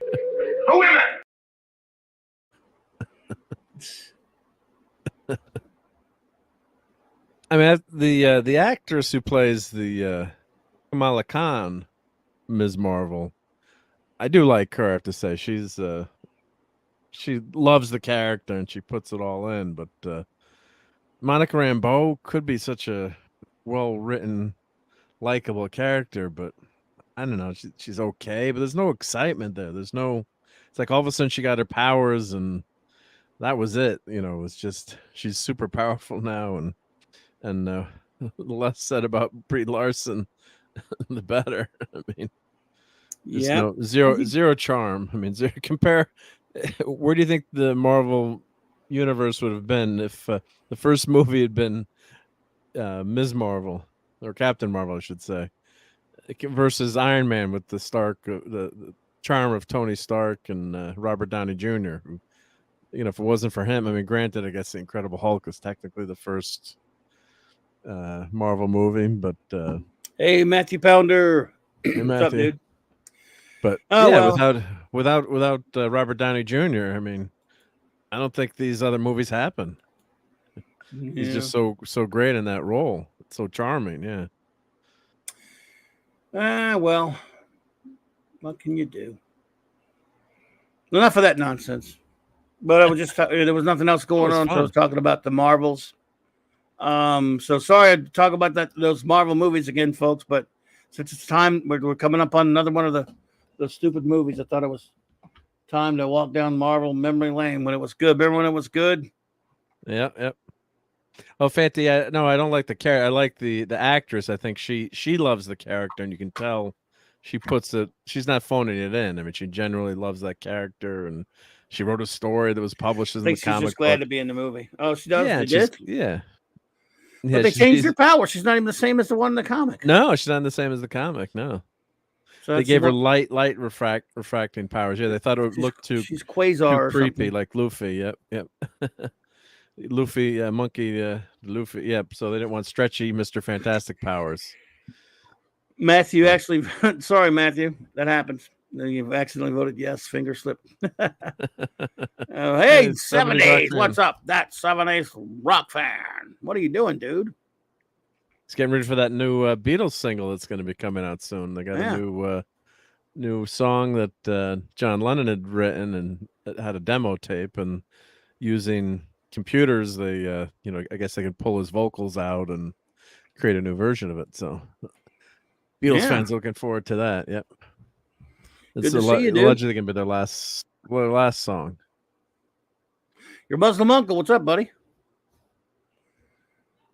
Yeah, 70s, and I know 70s. I know it's late, but if you feel like popping in, we're going to be on for a few more minutes. But it's up to you. What you got going on? Well, we got, of course, the Clubhouse tomorrow. I got comics. Oh, I did get new comics. Let me see where they are. You did? Yeah, I forgot. Because I went to the con. I have I can show my con comics that I got too, if people want to see that. Do you have his Twitter? I got to try to find. Oh, I do. Yeah. I'll send him the link. Yeah, okay, a link on the way there, 70s. Let me go into the Twitters. 70s, you can help me make fun of Mark's comic book purchasing choices. Yeah. Let me send that on over. Yep. Let's see here. Let me put that link in. There you go. Let me Link get on the my way. camera set up. You got it. You sent the link out. Cool. Yep, he's Thanks. got the link. Is I probably could have it's found on- it, but That's what engineers are for, right? yes, indeed. Let me switch my headphones over. Now I bet 70s is going to see the Marvels. I just know he is. Man. Yeah, he's taking his wife on a big date night. I hear probably right. To see the Marvels? Yeah. Why not? Yeah. What up? What up, dude? Good evening, gentle beings. How are you? Hey, Hello. man. So is it true? It's all true. Everything is true except the stuff that's false. Ah, that's true. That's true. The next thing I'm going to say is the truth. The last thing I said was a lie. Now listen to me carefully, Norman. I am lying. Oh my goodness, how you doing, man? Oh, I'm doing very well, my friend. Thank you. How are Good to you? see you. Good to see you. We're here. We're here. Yeah. It's just a wild card. Just talking about. We've just been talking about some comics, movies. I got some interesting genealogical news today. Now, this is not the one I told you about yesterday, where I found out I had a relative who'd been in the movies. I found out I have another relative who was a visual effects supervisor and assistant director on Superman 1 and 2. Oh my goodness! So I'm now Now in touch with Clobberin really wants to be your friend now. I'm now in touch with that gentleman, hoping to persuade him to get him on, man. Come and chat on. Yeah, that's great. I was quite excited by this. But, oh my god, I didn't know that. My little sister finds these things out. I bet Jim Bowers knows him. Yeah, he's like a second cousin type thing, you know, like. So have you met him before? Or No, I had no idea he even existed.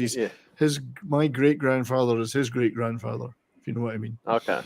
So it's that kind of level of. That kind of level, yeah. Yeah, but same name and all that, you know. Cool. So same surname and all that. And, his name is that 70s rock fan? Wow. It is. It's really weird. What a coincidence. Yeah. It's really incredible coincidence, yeah. There's a lot more to his career than that, but that's the thing that got my attention. I went, ooh. Really? I'm gonna go grab my comics in the room. I'll be right back. All right. Because I got this other relative I didn't know existed that, as I think I mentioned to you, was in the Masked Marvel and various other things years ago, and he did tons of twin movies in the 20s, 30s, and 40s, and a lot of Broadway. So, oh my god, I didn't know about this. If I'd known that, I would have been, that was really cool. You never know who's in that family tree. You know, Bonnie and Clyde are in my family tree, the real ones. Oh, really? Bonnie and Clyde. Yeah, they're great Texan heroes, really. Yeah, you could look at it. You could look at it a different way. Dude, they were monsters. They weren't Warren Beatty and no, they were not. Faye Dunaway. They were pretty scuzzy killers. Yeah. Well, actually, not both of them. Well, technically, Clyde was a Barrow. I have a family tree to that. But that was my grandmother's maiden name. But yeah, they used to hang out in Dallas and Fort Worth a lot. I mean, I think they were from around about there. We're from, I think, near there, close to Louisiana, because a lot of their family. Yeah, that side of Texas. Yeah. That's a good movie, but not the. I don't think did they do a remake of that movie? Idiots did a remake. Well, wasn't there? Was it the Highwayman thing that was about them too? The Costner movie? Yeah, I heard about that. Yeah, hey Don, what's up, buddy? Yeah, there was. Yeah, that was about them, but I thought they did a remake of the movie though. I can't remember. There was a TV. Maybe it was a TV series But I mean, I've seen some of the places they used to hang out in Fort Worth and whatever. But they were so notorious by the end that they practically lived on the road. They couldn't stay anywhere. They drove all over the country just to avoid people spotting them. You know, it was really sad. The movie romanticized them. I heard there were some horrific creatures. It did, yeah. There's been a few good documentaries about them as well, but. There we go. Always make the bad guys look good. We should get an intro for this segment. It's time to make fun of Mark's purchases of comics. Every 2 weeks, he gets his comics in. I could have sent you one of those. I've got 10 of them. course You he got does. 10 of them. You know, someday this is going to be worth a lot of money. You're going to be laughing in 100 years. Yes, but you'll be dead too. I'll be dead too. Yeah. For those who don't know, that's Mark's stash for this week. He gets every 2 weeks he gets his new comics because he gets them online because you don't have a comic shop there anymore, right? No, they closed. Yep. Very sad day. Very sad day. Mm. So that shop, my local shop. I always say my shop, but it's, I didn't own the shop. But my shop, local shop, closed, and sad day. So I get everything on the interwebs now. So That looks like crap. So this is Avengers number 6. So thank God I own Avengers number 6 finally. I've been trying to get Avengers 6 for years. Yeah, I mean that's got to be really valuable. Avengers number 6 from And we got 1963. Yeah, we got good Captain year. Marvel on the cover. Good Yeah, year, we got 63. I guess this is obviously Thor, Wanda, Vision. I don't know who this is supposed to It be. would help without the big hairy hand on the cover, I think. Yeah. So Is that Green Lantern? What month did this come out? This is new. This is new. This these are brand the new. current comics. I thought this was from 63, you said. No, I was kidding because we're the joking. original issue of Avengers was 1963. That's when it started. Yeah, we're joking. Yeah. So what's going on?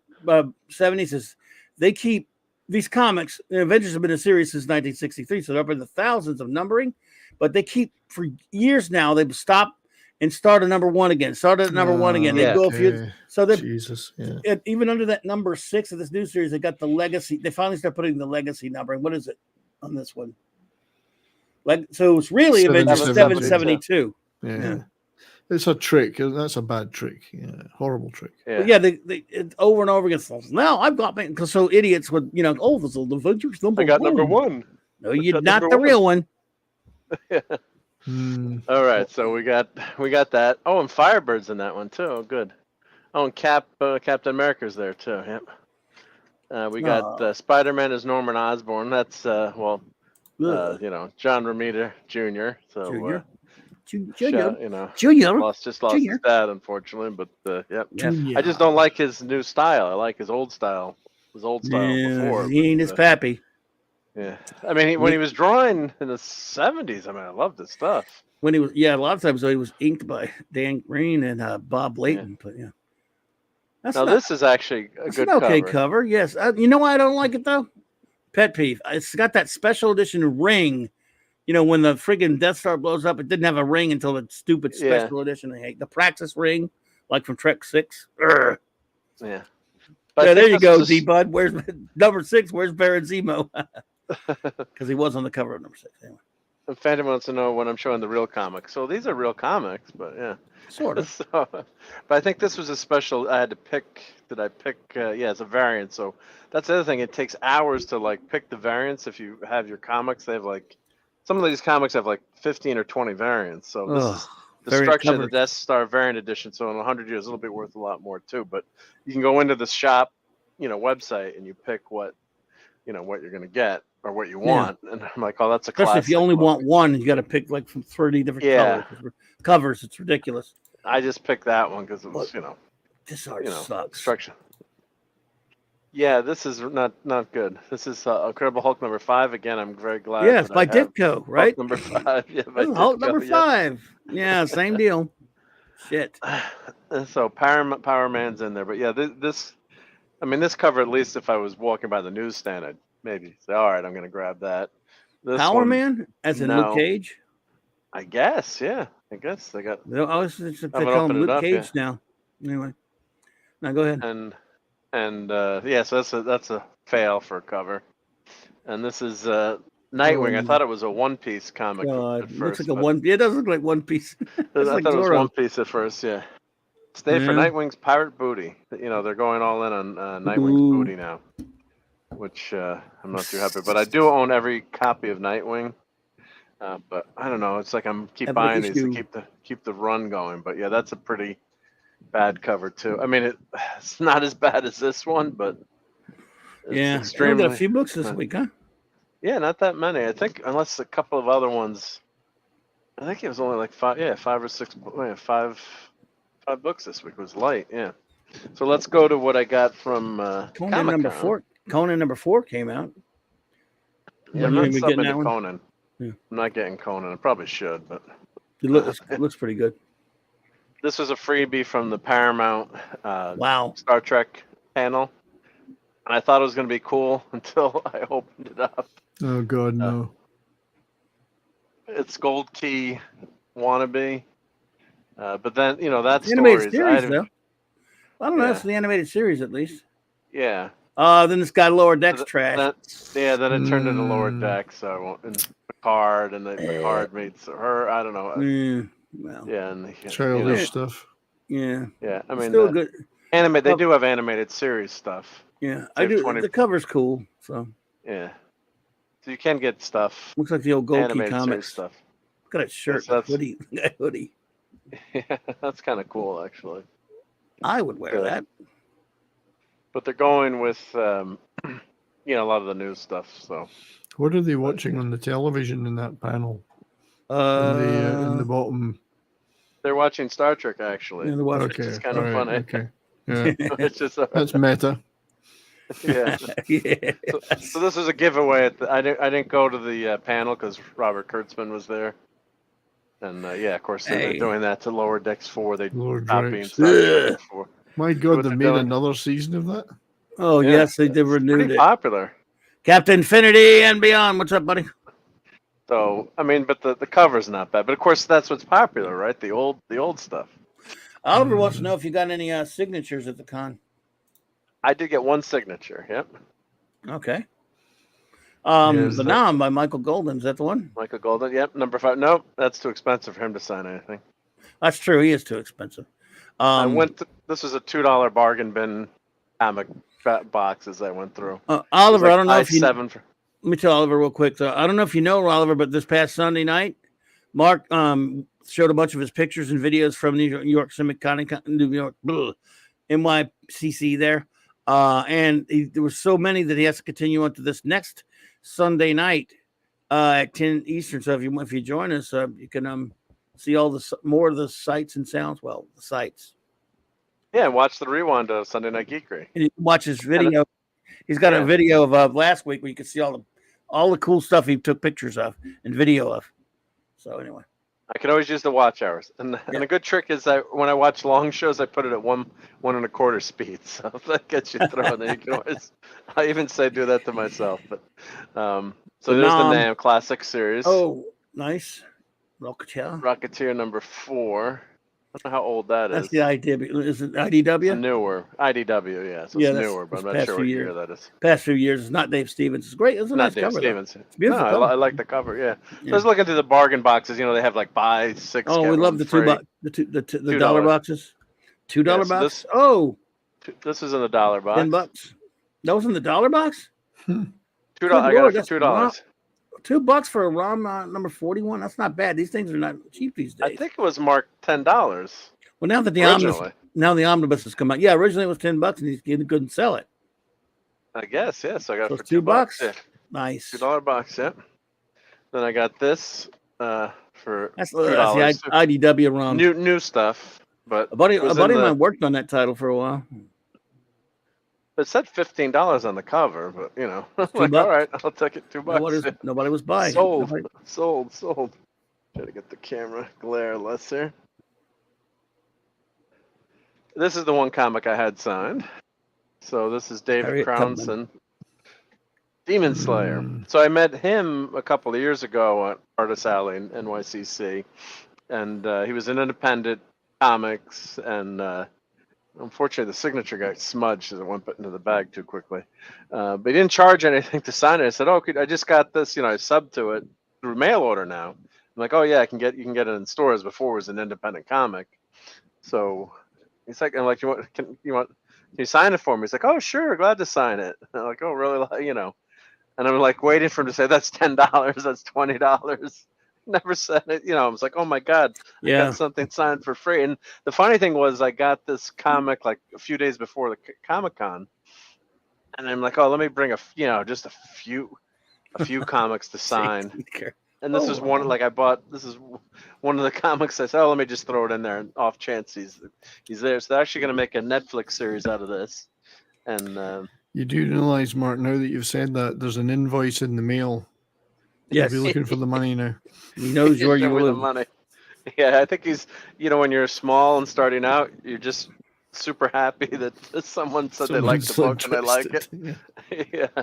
So, but now you can buy it at through Diamond, I guess, or through at your local comic shop. Before, I guess it was just independent. So that's pretty cool. So they're re-releasing the series. So I actually have that issue 2 and 3 signed by him. This is the Swamp Thing Giant Yeah. number Mm. 4. That's one of those Walmart reprint things they did back for the past few years. I don't know if that's like a couple of years back where they Okay. remember they were started. DC had these Walmart deals where they were putting these comics. Hey, Jonah Hex, what's up, buddy? In Walmart with a bunch of DC reprints and like 1 or 2 news stories in Okay. them. Okay. That explains that then. Yeah. Because it looks Cool, though. it looks like a new print to me versus It's very all, past couple of years. Yeah. yeah. They did, But it was a $1 book. Oh yeah, cool. For $1, hell yeah. But it was like Yeah. That looks I don't good. know if they're still doing that. I think they stopped, but they were doing that for Walmart Probably about stopped. 3-4 years ago. What's smart? They need to have as much as we love comic book shops. They were trying to get comics out there. That was when DC. That's Yes, what they they had need to do. It was long enough ago where DC actually kind of wanted to make money. They sure don't care about it now. What a but they revolutionary need to do that. concept. Yeah, we don't need that. Hey, another ROM. Wow, it's a Byrne cover. I got a bunch of ROMs. Yep. The John Byrne cover. It's got his Alpha Flight. ROM 56. Yep. We got. So Nice. that. So I was Oh, trying cool. to fill in some gaps in my collection. So and Oh, man. ROM is a great book too. So Yeah, I mean, it's a great love read. ROM. It's not just the nostalgia. I want that It's omnibus. actually. They got the omnibus, but it's too expensive. And you get a hernia picking it up. Oh man. Another ROM 62. Wow. And I think the interwebs were down there too. So I have my list of my comics that I own on the phone. So I was going on memory, and I actually got it right because I had a couple issues. I'm like, I think I have this. I should do that because the number of times I buy the same movie again. I've done that. Same comic. Yeah. But so you mean like you're out of the store or something and you Or bought the same movie? LP. I don't Yeah. think I've got that LP, and I get back home Got and it. find I've got 3 copies of it. Yeah. Yeah, that's happening. I hate that. Oh, there's Of course, these are $2 comics, so it wouldn't have been so bad. But one of them, like, I know I have that. I gotta have that one. These are toward the end of the series, though. So That's 64. Yep. Yeah, these are It was higher numbers. I was missing like a bunch of these. 75 issues and some annuals. right? Yeah, something like that. Yeah, and 4 annuals or Cool. 67. I don't know who that is. That supposed to be from the Serpent Society? Is that supposed to be? What the It heck looks is like that it. on the? Looks like a It looks a star- little bit that's heavier a star- I than. think that's a Starlin cover. Wow. Very cool. And that one, the other one looks like a mindset cover, and that looks like a yeah. Rick Jones. and Randy Clark. Yeah. Yeah. Rick Jones. That And was she's the a Space female Knight. ROM, I guess. So, yeah, She was that a Space Brandy. Knight, yeah. Space Knight, yeah, yeah. That was his friend. They met first. The lady first met on Earth, I think, wasn't it? Brandy. I think so, yeah. That's true, Matthew. The 62 there is that cover. Brandy, she's a fine girl. What a good Space Knight she would be. That's Yeah, Rick right. Jones has had so many different power iterations throughout the years, and you'd think that they'd Well, have him in the MCU, but yeah. That was a cool issue. The last one, the very last issue. They've got obviously Jay and Barry on there, Dick Grayson and Bruce Wayne bats, real bats, in other words, Black Canary. And they got Dolphin on there. I mean, I love Batlash. Origins, just Secret Origins. Just I think So about much every fun. issue of this one. This was in the 80s where I'm they gonna had. show my 80s. ignorance, but who's the girl with the short pants? She's on? called Dolphin. Dolphin, yep. She's very obscure. I wondered, but obscure, but she should be better known. I think She should. Oh man, you should see her comics. And back in that's a the movie. 60s. That's a movie. What were I'd her go and see. powers? She was basically was like has water power. She was in fact sometimes I think Aquaman kind of I can see her Aquaman. powers Hung out from with her. here. I can see her powers Yes, from sir. here. she can swim. Now that's a Who's movie the I'd go and cowboy? see. Who's the cowboy in the top right? Is that Kid Colt or is that? He's Marvel. No, No, that's mix up my genres. that's Batlash with a different outfit. He's wearing red for some reason. Okay. And then here we got the Comic-Con program. And of course, Miles is taking center stage on everything now. Hmm. So someday they're going to get rid of Peter Parker. Just a matter of time. But, they have the layout and...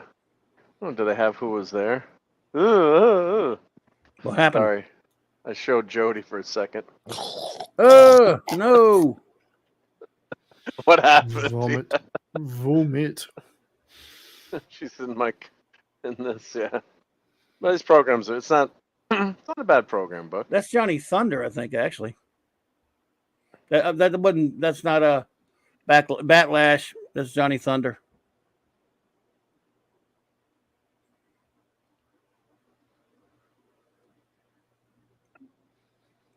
E.T. Oh, an E.T. model. The original Johnny Does it Thunder. come with Reese's Pieces? Hmm.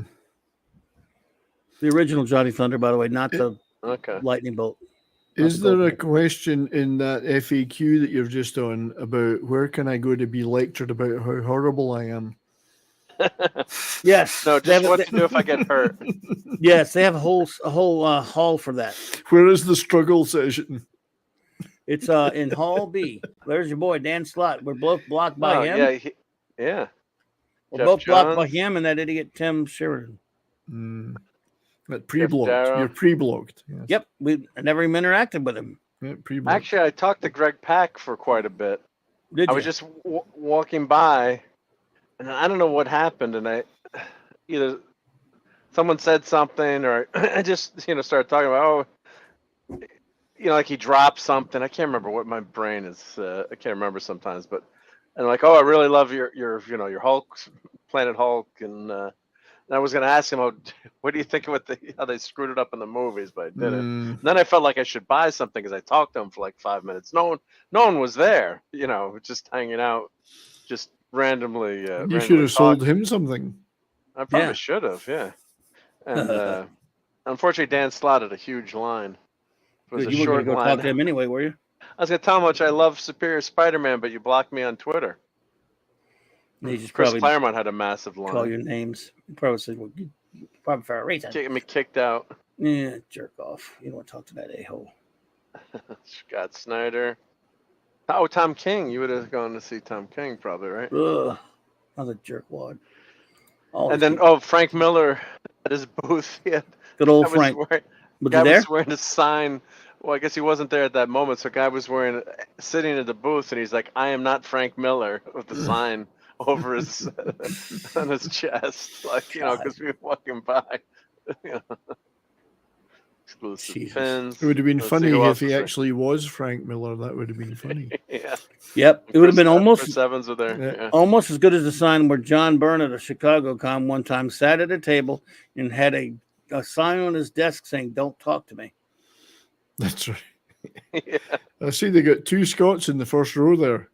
Ewan McGregor and David Tennant. Yeah, McGregor. Yeah, there you go. I heard the David Tennant panel was awesome from someone who went there. And the Chris Evans panel was a disaster. They said it was horrendous, not because of Chris Evans, but just the interview was so bad. She asked like 8 questions about his dog, and he couldn't talk about anything Hollywood, so it was pretty bad. So I would have gone. I would have said to Ewan McGregor, "Can you see the beast within your shite?" That would have been my question. Is it within your shite? I would have asked him, why did you really that desperate to make to make something as trashy as Obi-Wan Kenobi's show?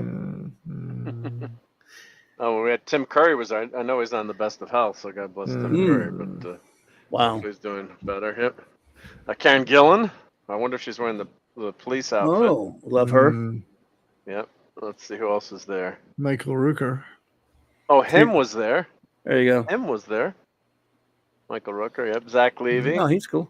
I'm not Frank Miller. Katie Changed my Sackhoff. mind. That's good. Yeah. Hey, Ezra Goldstein. Shalom, my friend. Good to see you. Shalom, Ezra. Yeah, Michael. Yeah. Who else? Who is Catherine Newton? She's cute. Oh, she's Cassie on. She's Cassie Lang. Oh, and that stupid Ant-Man movie? Ant-Man's daughter. Yeah. And she dies in the comics and Susan comes back to life. Sarandon was there. Bloody Yeah. hell. She was in Blue Beetle. I guess. Right enough. Yeah. Yeah. D. Bradley Baker. He does a lot of voices. She's actually like 30 years old though, playing like a 17-year-old. Yeah. I don't know why they cast someone that. Well, she looks very young. Was Michael J. Fox 30 when he played Marty McFly? Or something? Yeah, he looks so young too. I guess. Yeah. Author highlights. I don't know these people. I don't think I Jim do. Butcher. It's because their stuff isn't for you. That's true. No, I know Jim Butcher though. He's Dresden Files. Oh yeah. Oh yeah. There we go. Yep, I've heard that. Yep, heard of Jim Butcher. Yep. We got a Mystery Grail, Cosplay Central. Eric K's here. Hey, buddy. Crystal. Hey, Eric K. Rick. What's up, dude? Manga. Of course, it's super popular these days. Manga, blah, blah, blah. Manga. Guardians of the Galaxy. Y'all into the galaxy. And I guess you can watch the panels on Popverse. I think you can sub if you want to watch the panels. But which is good. Writer's Room. I might as well just flip through here. Yep. See if there's The anything program. interesting. NYCCCC. You ever go any to what's that? Well, as I say, the cosplay is always fun to go to. Oh, Is yeah. there any gaming content like voice artists and? Yeah, a ton of voice artists. Yeah. Yeah. That's usually wonder who I used to hang out with when I went to cons. You ever go All to the con? You go to cons? I 70? used to go to all the Dallas and Irving ones in Texas. Oh, really? When I was there, they were great. In the 80s, I used to go to Dallas Fantasy Fair all the time. Yeah, Fan Expo. They renamed it as I think. Yeah, they were good, especially the Irving one, which was smaller every 6 months between the Dallas Fan Expos. That was a great one. You had tons of time to talk to people. Really good. You ever been to the World Science Fiction Con or World Con? No, I'd love to have. But, We had one in New Orleans once. I got to go to that one. Back in the day, I would love to have gone. I'm not so sure I'd care. Now they're garbage, but yeah. This was like 87 or 88. We actually By the time I got into the stage in life where I could actually go to these things, I wasn't really that bothered by some of them anymore. Yeah, like now. Yeah. Now they're crapola. Yeah. Well, no, I mean, 20, fun. 30 years ago, I'd love to have gone. Oh, yeah. No, the Oh, Dallas here's Fan Artist Expos Alley. were good. Look how big this is. Sorry, yeah, this is just how Yeah, big Artist Ezra- Alley is. I heard about that, Ezra. The dates are kind of weird for those Doctor Who anniversary episodes. Fine, but at least they announced them. They're starting they're not. I don't know. I think they're starting after the anniversary. The actual anniversary on the 23rd. But I'm concerned about him, but I'll watch him just because David Tennant. Games. Oh, Scott Lang, look out for the little guy. Someone really wrote that? Weird. Yeah. There you go. Wow. Yeah. So that's Slapping the bass. Is there anything good in here? I haven't even looked through it.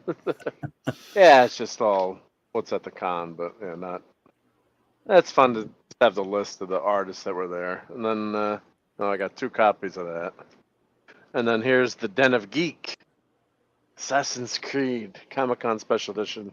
This is actually pretty. This is actually usually a pretty decent mag, and they have more. This is just the con, and then this is their con special edition. So con.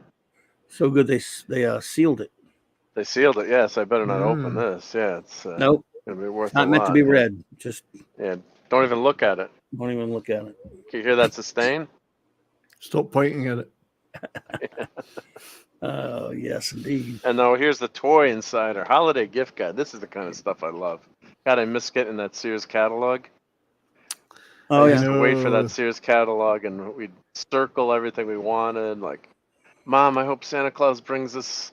Yeah, we had the equivalent in the UK, Freeman's catalog. It was the same thing, and God, we loved that. I read that thing cover to cover. Oh yes. I never got anything in it.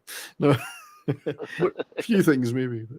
What is this? Where's the adult toys? Where'd you get this? This is at the con. This is at the con. They gave it away. Yeah, they gave it away. Yeah, but I'm looking for where's the Well, that was a great. You know that. Tonka Chuck. That was a great toy. My kids love that. You know Look that. out, Chuck.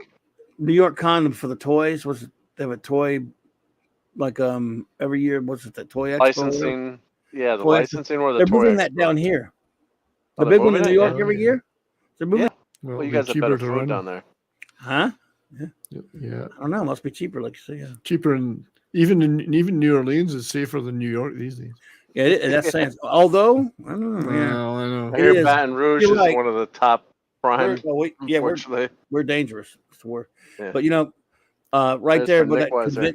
right there when that convention center is, they got this big, this like one of those cruise boats leaves out of there, and people went off on a cruise. About 70 something cars that were parked there by the cruise line were broken into.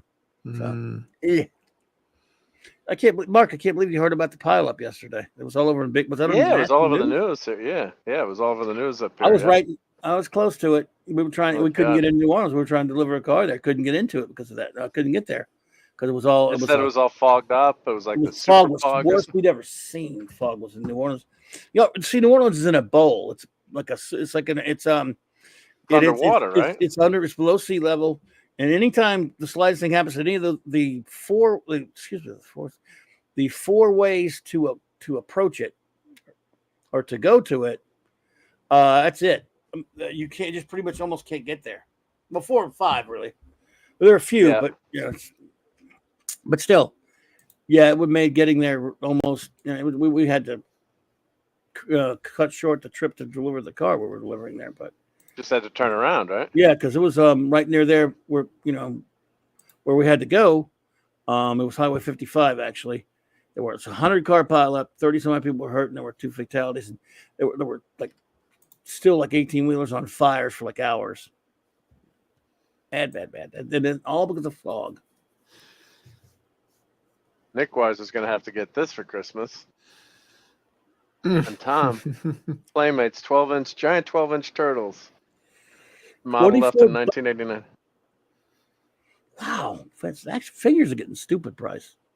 Well, that's a 12-incher, so that's not bad for $25. It's just, I remember we wouldn't have said that a while Yeah, back. $10. Yeah. Ridiculous.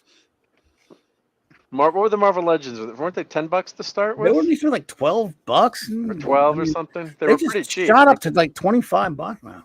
Yeah, they're $25 now. Yeah. Some of them were 30. That special edition cat one you and I got, that was like $32. Yeah, it's crazy. Yeah. And they're bringing out back laser tag again. I always love laser tag. Yeah. That's what they're going to play at the Ooh, Galactic All-Pro Star Cruiser. Passer. That Galactic Star Cruiser. It's going to be a big giant laser tag. One of my, it's true. one of the scouts in our troop went with his dad to that twice. They said they loved the Galactic Space Cruiser. They loved the Galactic Cruiser. I thought it was amazing. I object to this advertising. They've got Barbie Glitter Nail Studio. There's no boys in that advert. I object. Yeah. Yeah. It's not fair. Not fair, yeah. Discrimination. Exactly. This is, there's too many educational games and not enough action figures. What's going on? Yeah, where's the Vector cool stuff? stunt Well, that's plane. cool. Oh, that looks cool. Yeah. Ooh, here we got an ad finally. Micro Galaxy Squadron. Yeah, so the family. Ooh, $60. Wow. 5 Star Wars. Well, how big is it? Oh, it's only 10 inches. Wow. That looks cool. T.T. Kurtz Sky just Viper. made the joke I was thinking of when you talked about the 12 inches and the cost of it. He's made the joke I was thinking. He made the joke. Yeah. Well done, JT. Well done, JT. You're in my mind. Yes. And it's coded to where, can't get in trouble. Mm-hmm. We don't want to get in trouble here. Yeah. Yeah. So. So that was all you got? I was expecting I something didn't go else. No, I'm just Yeah, kidding. me too. Well, no. Well, Comic book wise, that was comic book wise. Oh, and these are comic book related. I got. you got some other stuff. I've But shown these before. Yeah, I haven't shown it all yet, but. Ooh, here we I go. love that. I love magnets. Yeah. And the funny thing was, fridge magnets are great. Yeah. Yeah. I like those. I got too many of them over there fridge, but Pins. I like to collect pins as well. Yeah. I'd left the room and this the pictures of these are on the screen, and someone was saying, "Well, which one would you have gotten?" You're like, "Oh, definitely would have gotten this one." I'm like, "Oh crud, I should have bought two Yeah, of that's these." it. He said, "No, that's Yeah, all right. right." But that would have I been know. that was the one I was yelling about as soon as I saw it. That when you really wanted, right? in the other room. Nah. Mm. And I'm like, oh, I hope I bought that one. I hope I showed still had some good It is taste. one of that is the greatest comic book ever printed, though. By the way, and that's a great Kirby piece. Fran Right there. Forstick. Yeah. No, that's Kirby, and that's Kirby too. Oh my God, love it. I almost wish this magnet was bigger, but yeah. Yeah. So I bought some magnets, and I got a lot of magnets. And I got these. Well, since I have these right on the these are pretty cool too. Those for good comic booking, right? Hey, now. yeah, nice. Those are some nice I pens. love Yep. it. Oh, cool. Con exclusives. Yep. So they'll be worth a lot of money. What are much of those suckers? They're expensive. They're You $20 freaking dollars. Holy mother of God! Oh, jeez. Yeah. I was gonna buy one, and the guy next to me is like, "I'm getting both." I'm like, "All right, just give me both. Take my money." But they you are got it really wrong. You were. I'm just now. I want you to rehearse this. If the missus asks how much they are, how much are they? $2 each. $2 each. $2 each. Thank you. But they are cool. I love that. Divide black everything pants, by 10. Classic. Divide by 10. Yeah. And the problem is, I kept asking, "Can I play cash there?" Some places are credit card only. I'm like, "You're killing me. That's I got my cash. thing. It's not traceable." Mm. And this is weird. Jim They don't take Salicrup. DC Marvel editor. Yeah, cool. Yeah. So the sign on his desk was like, "Poorly drawn comic book characters by editor Jim Salicrup." So I thought that was fun. Of course, with the Nice. love of I love it. Love of the thing. Yep. Oh dear, oh dear. Is Wagner here tonight? Or I can't remember. He was here. He was here. He was here. Yeah. Well, this. Yeah. I got this figure too. Yo. Creature from the Black Lagoon. Funko. Yeah. Used to be Funko. Now it's retro. Right. Yeah. It's retro collection. Super 7 something reaction figures. Yeah. I mean, they're not the best figures, but they're just fun retro. Kinda cool. Yeah. They're good enough, yeah. And the artwork, it's like these you leave in the box, I think, and you just because the artwork is so the box cool is great. with them. Yeah. The box is great. So you keep these in the box and you hang them on the wall. Of course, I'm out of wall space. Yeah, so I got Frankenstein, Monster. If Raquel is listening, Frankenstein. It's the monster. It's not Frankenstein. And of course, this classic D&D fans all know this cover from the Dungeon Master Guide, the Ifriti. And I actually have the lead figure of him, which I should have shown when I showed that. So that's the lead figure. Oh wow! That I painted in the 70s. Yeah. Wow, cool. Yep. So there's some cool. There you go. Comic cool stuff. Comic stuff. Yep. Very good bit. Very nice. Yes, indeed, isness. Well, what you got going on, 70s? What's coming up on the channel? Tomorrow on the Rock and Roll Rowdies channel, I host a weekly live show for those reprobates, the tour managers and roadies for all these great bands. And they're going to be talking tomorrow about hotels, like the famous Hyatt Riot House in LA, where they used to stay, and all the other hotels they stayed in with these bands they worked with over the years. So that might be within the limits of YouTube, maybe quite entertaining. Maybe cars and swimming pools, who knows? And Saturday night, Bourbon and Boarding, Brahma Bull and I's hockey show, which is always fun. We're having a lot of fun with that. Small but dedicated Rangers. crowd. Nice. I can't rank go who. Sorry. I keep trying to get Mark to come on the show, but because he's such a wuss, he says it's too late for him. Well, maybe after Saturday Night Star Trek, I shall pop in. Because we need some Rangers representation. Yeah. We haven't had that. It's all West Coast. I thought you meant the other Rangers who were in the World Series. Well, hang on. You're a fan of them, right? Hang on.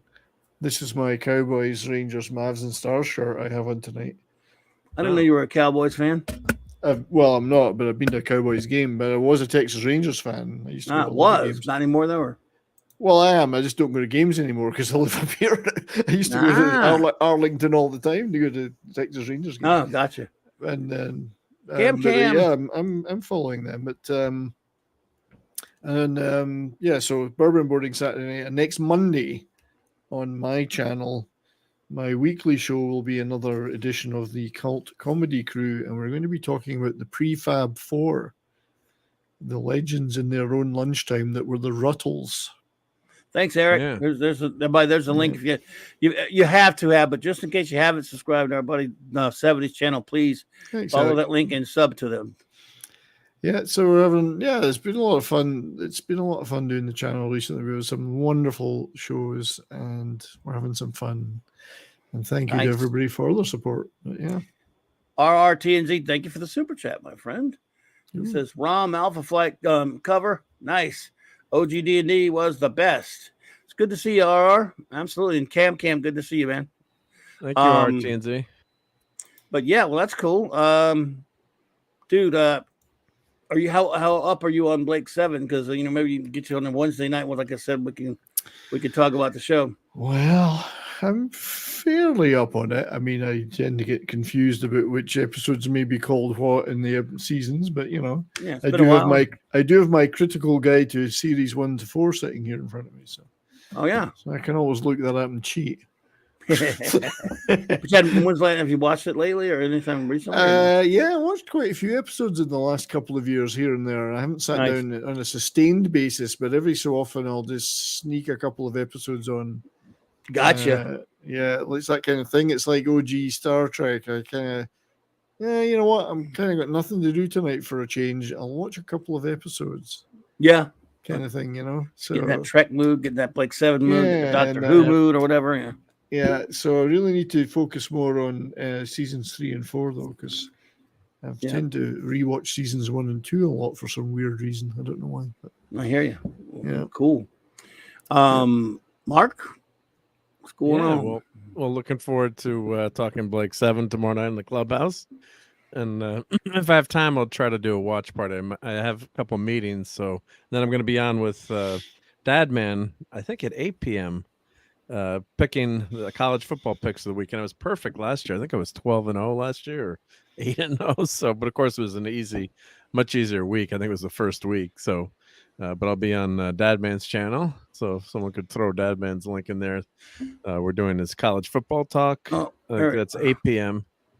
But I told him I have a link in my description below if that'll do. So yeah. I can try to find it. Oh, I'm sure Eric's here. He's got it. Yeah. Oh, and JT was 100% last week. Impressive. Yep. Nicely done. Done. Yep. So but I told them I have to be off for the clubhouse. So because we love to talk, Dadman and I. So we go too long. But looking forward to that. Of course, part 2 of NY CC 2023 on the Geeker on Sunday night. And then if you're an American Gladiators fan, I just posted a YouTube short of Laser and gang from the old classic American Gladiators. The guy's 61 years old and he's looks like he's still built like the Incredible Hulk. So I'll post that link in there and check that out. The guy's in phenomenal shape. So I happened to be going by when they were interviewing him, so I just it was a good moment to catch a video as they were being interviewed. And it was that Gladiator show was pretty darn fun, I think. So old they had a lot of old school wrestlers, and Mankind was there, putting on his mask. DJ Ronnie G, what's up, buddy? And of course Don Ranger Power. I saw the Black Ranger, and I think it was the Red Ranger there, and I was taking pictures of one of the Rangers, and they, like, no candidates allowed. I'm like, but I'm taking this from a picture for my friend Don. It's like, you can wait online to get a picture. I'm like, I'm walking by, you can't stop me from taking a picture.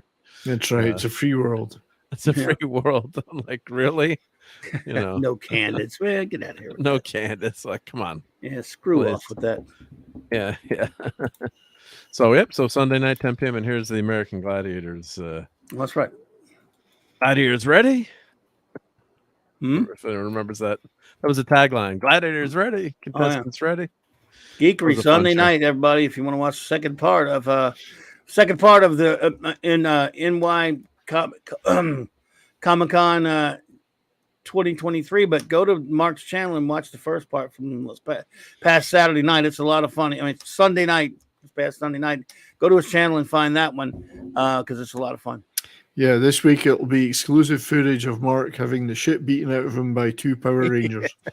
Yeah. Yeah. Yeah.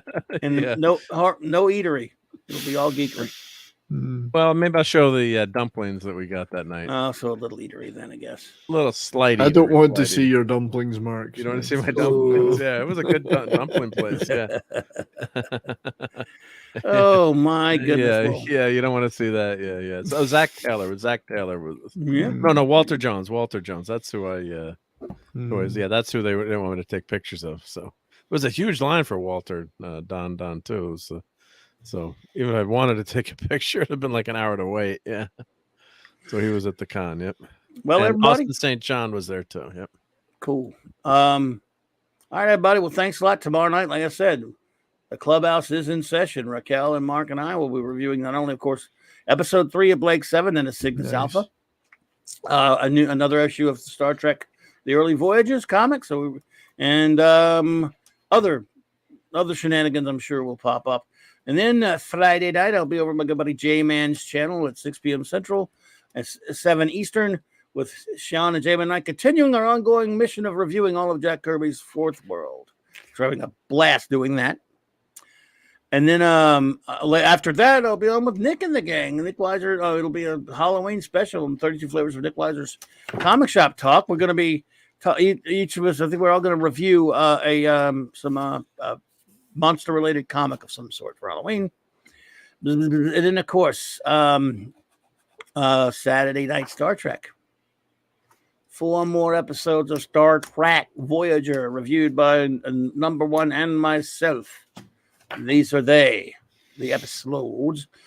So there's that. And then there's, then again, Mondays as always start off with Legion on J-Man's channel at 7 Eastern. Legion reviews. So, all right, folks. I want to thank you all for being here with us tonight. Our great branches, of course, the great Eric K., the great Chris Persia, D-Bud Martin, Lord Thoth, J-Man, Super Wrench Kal-El, Maddie's Daddy, Fatty Outside, Hungry Boy, and Maximum Redstone. And let's see who. And we got a lot of our friends here. And thank you all for being with us tonight. We'll shout it out tomorrow night on the clubhouse. But Raquel's my only reason to be there. Sorry, guys. That's okay, Larry. She's my only reason to be there too. So. Yeah.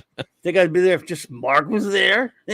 No. Yeah. Right. No, I'm just kidding. I'd have to be honest. That's not true. I'd have to be here even if she wasn't. But I wouldn't. But I wouldn't enjoy it as much. How about that? Yeah. Yeah. You could say that. Yeah. Yeah. That's okay, Larry. I mean, look, we get it, man. We love her and we miss her. We're so glad to have her back now. So, everyone, thank you so much for hanging out with me. I know it's a school night. You all stayed up past your bedtimes. Please, of course, have a wonderful continuation of your week. Oh, it's Wednesday, isn't it? Oh, man, wow. Getting close to that weekend. So have a wonderful over the hump day part of your week, whatever it is. Thank you so much. Good night, everybody, and have a clobberin' tomorrow.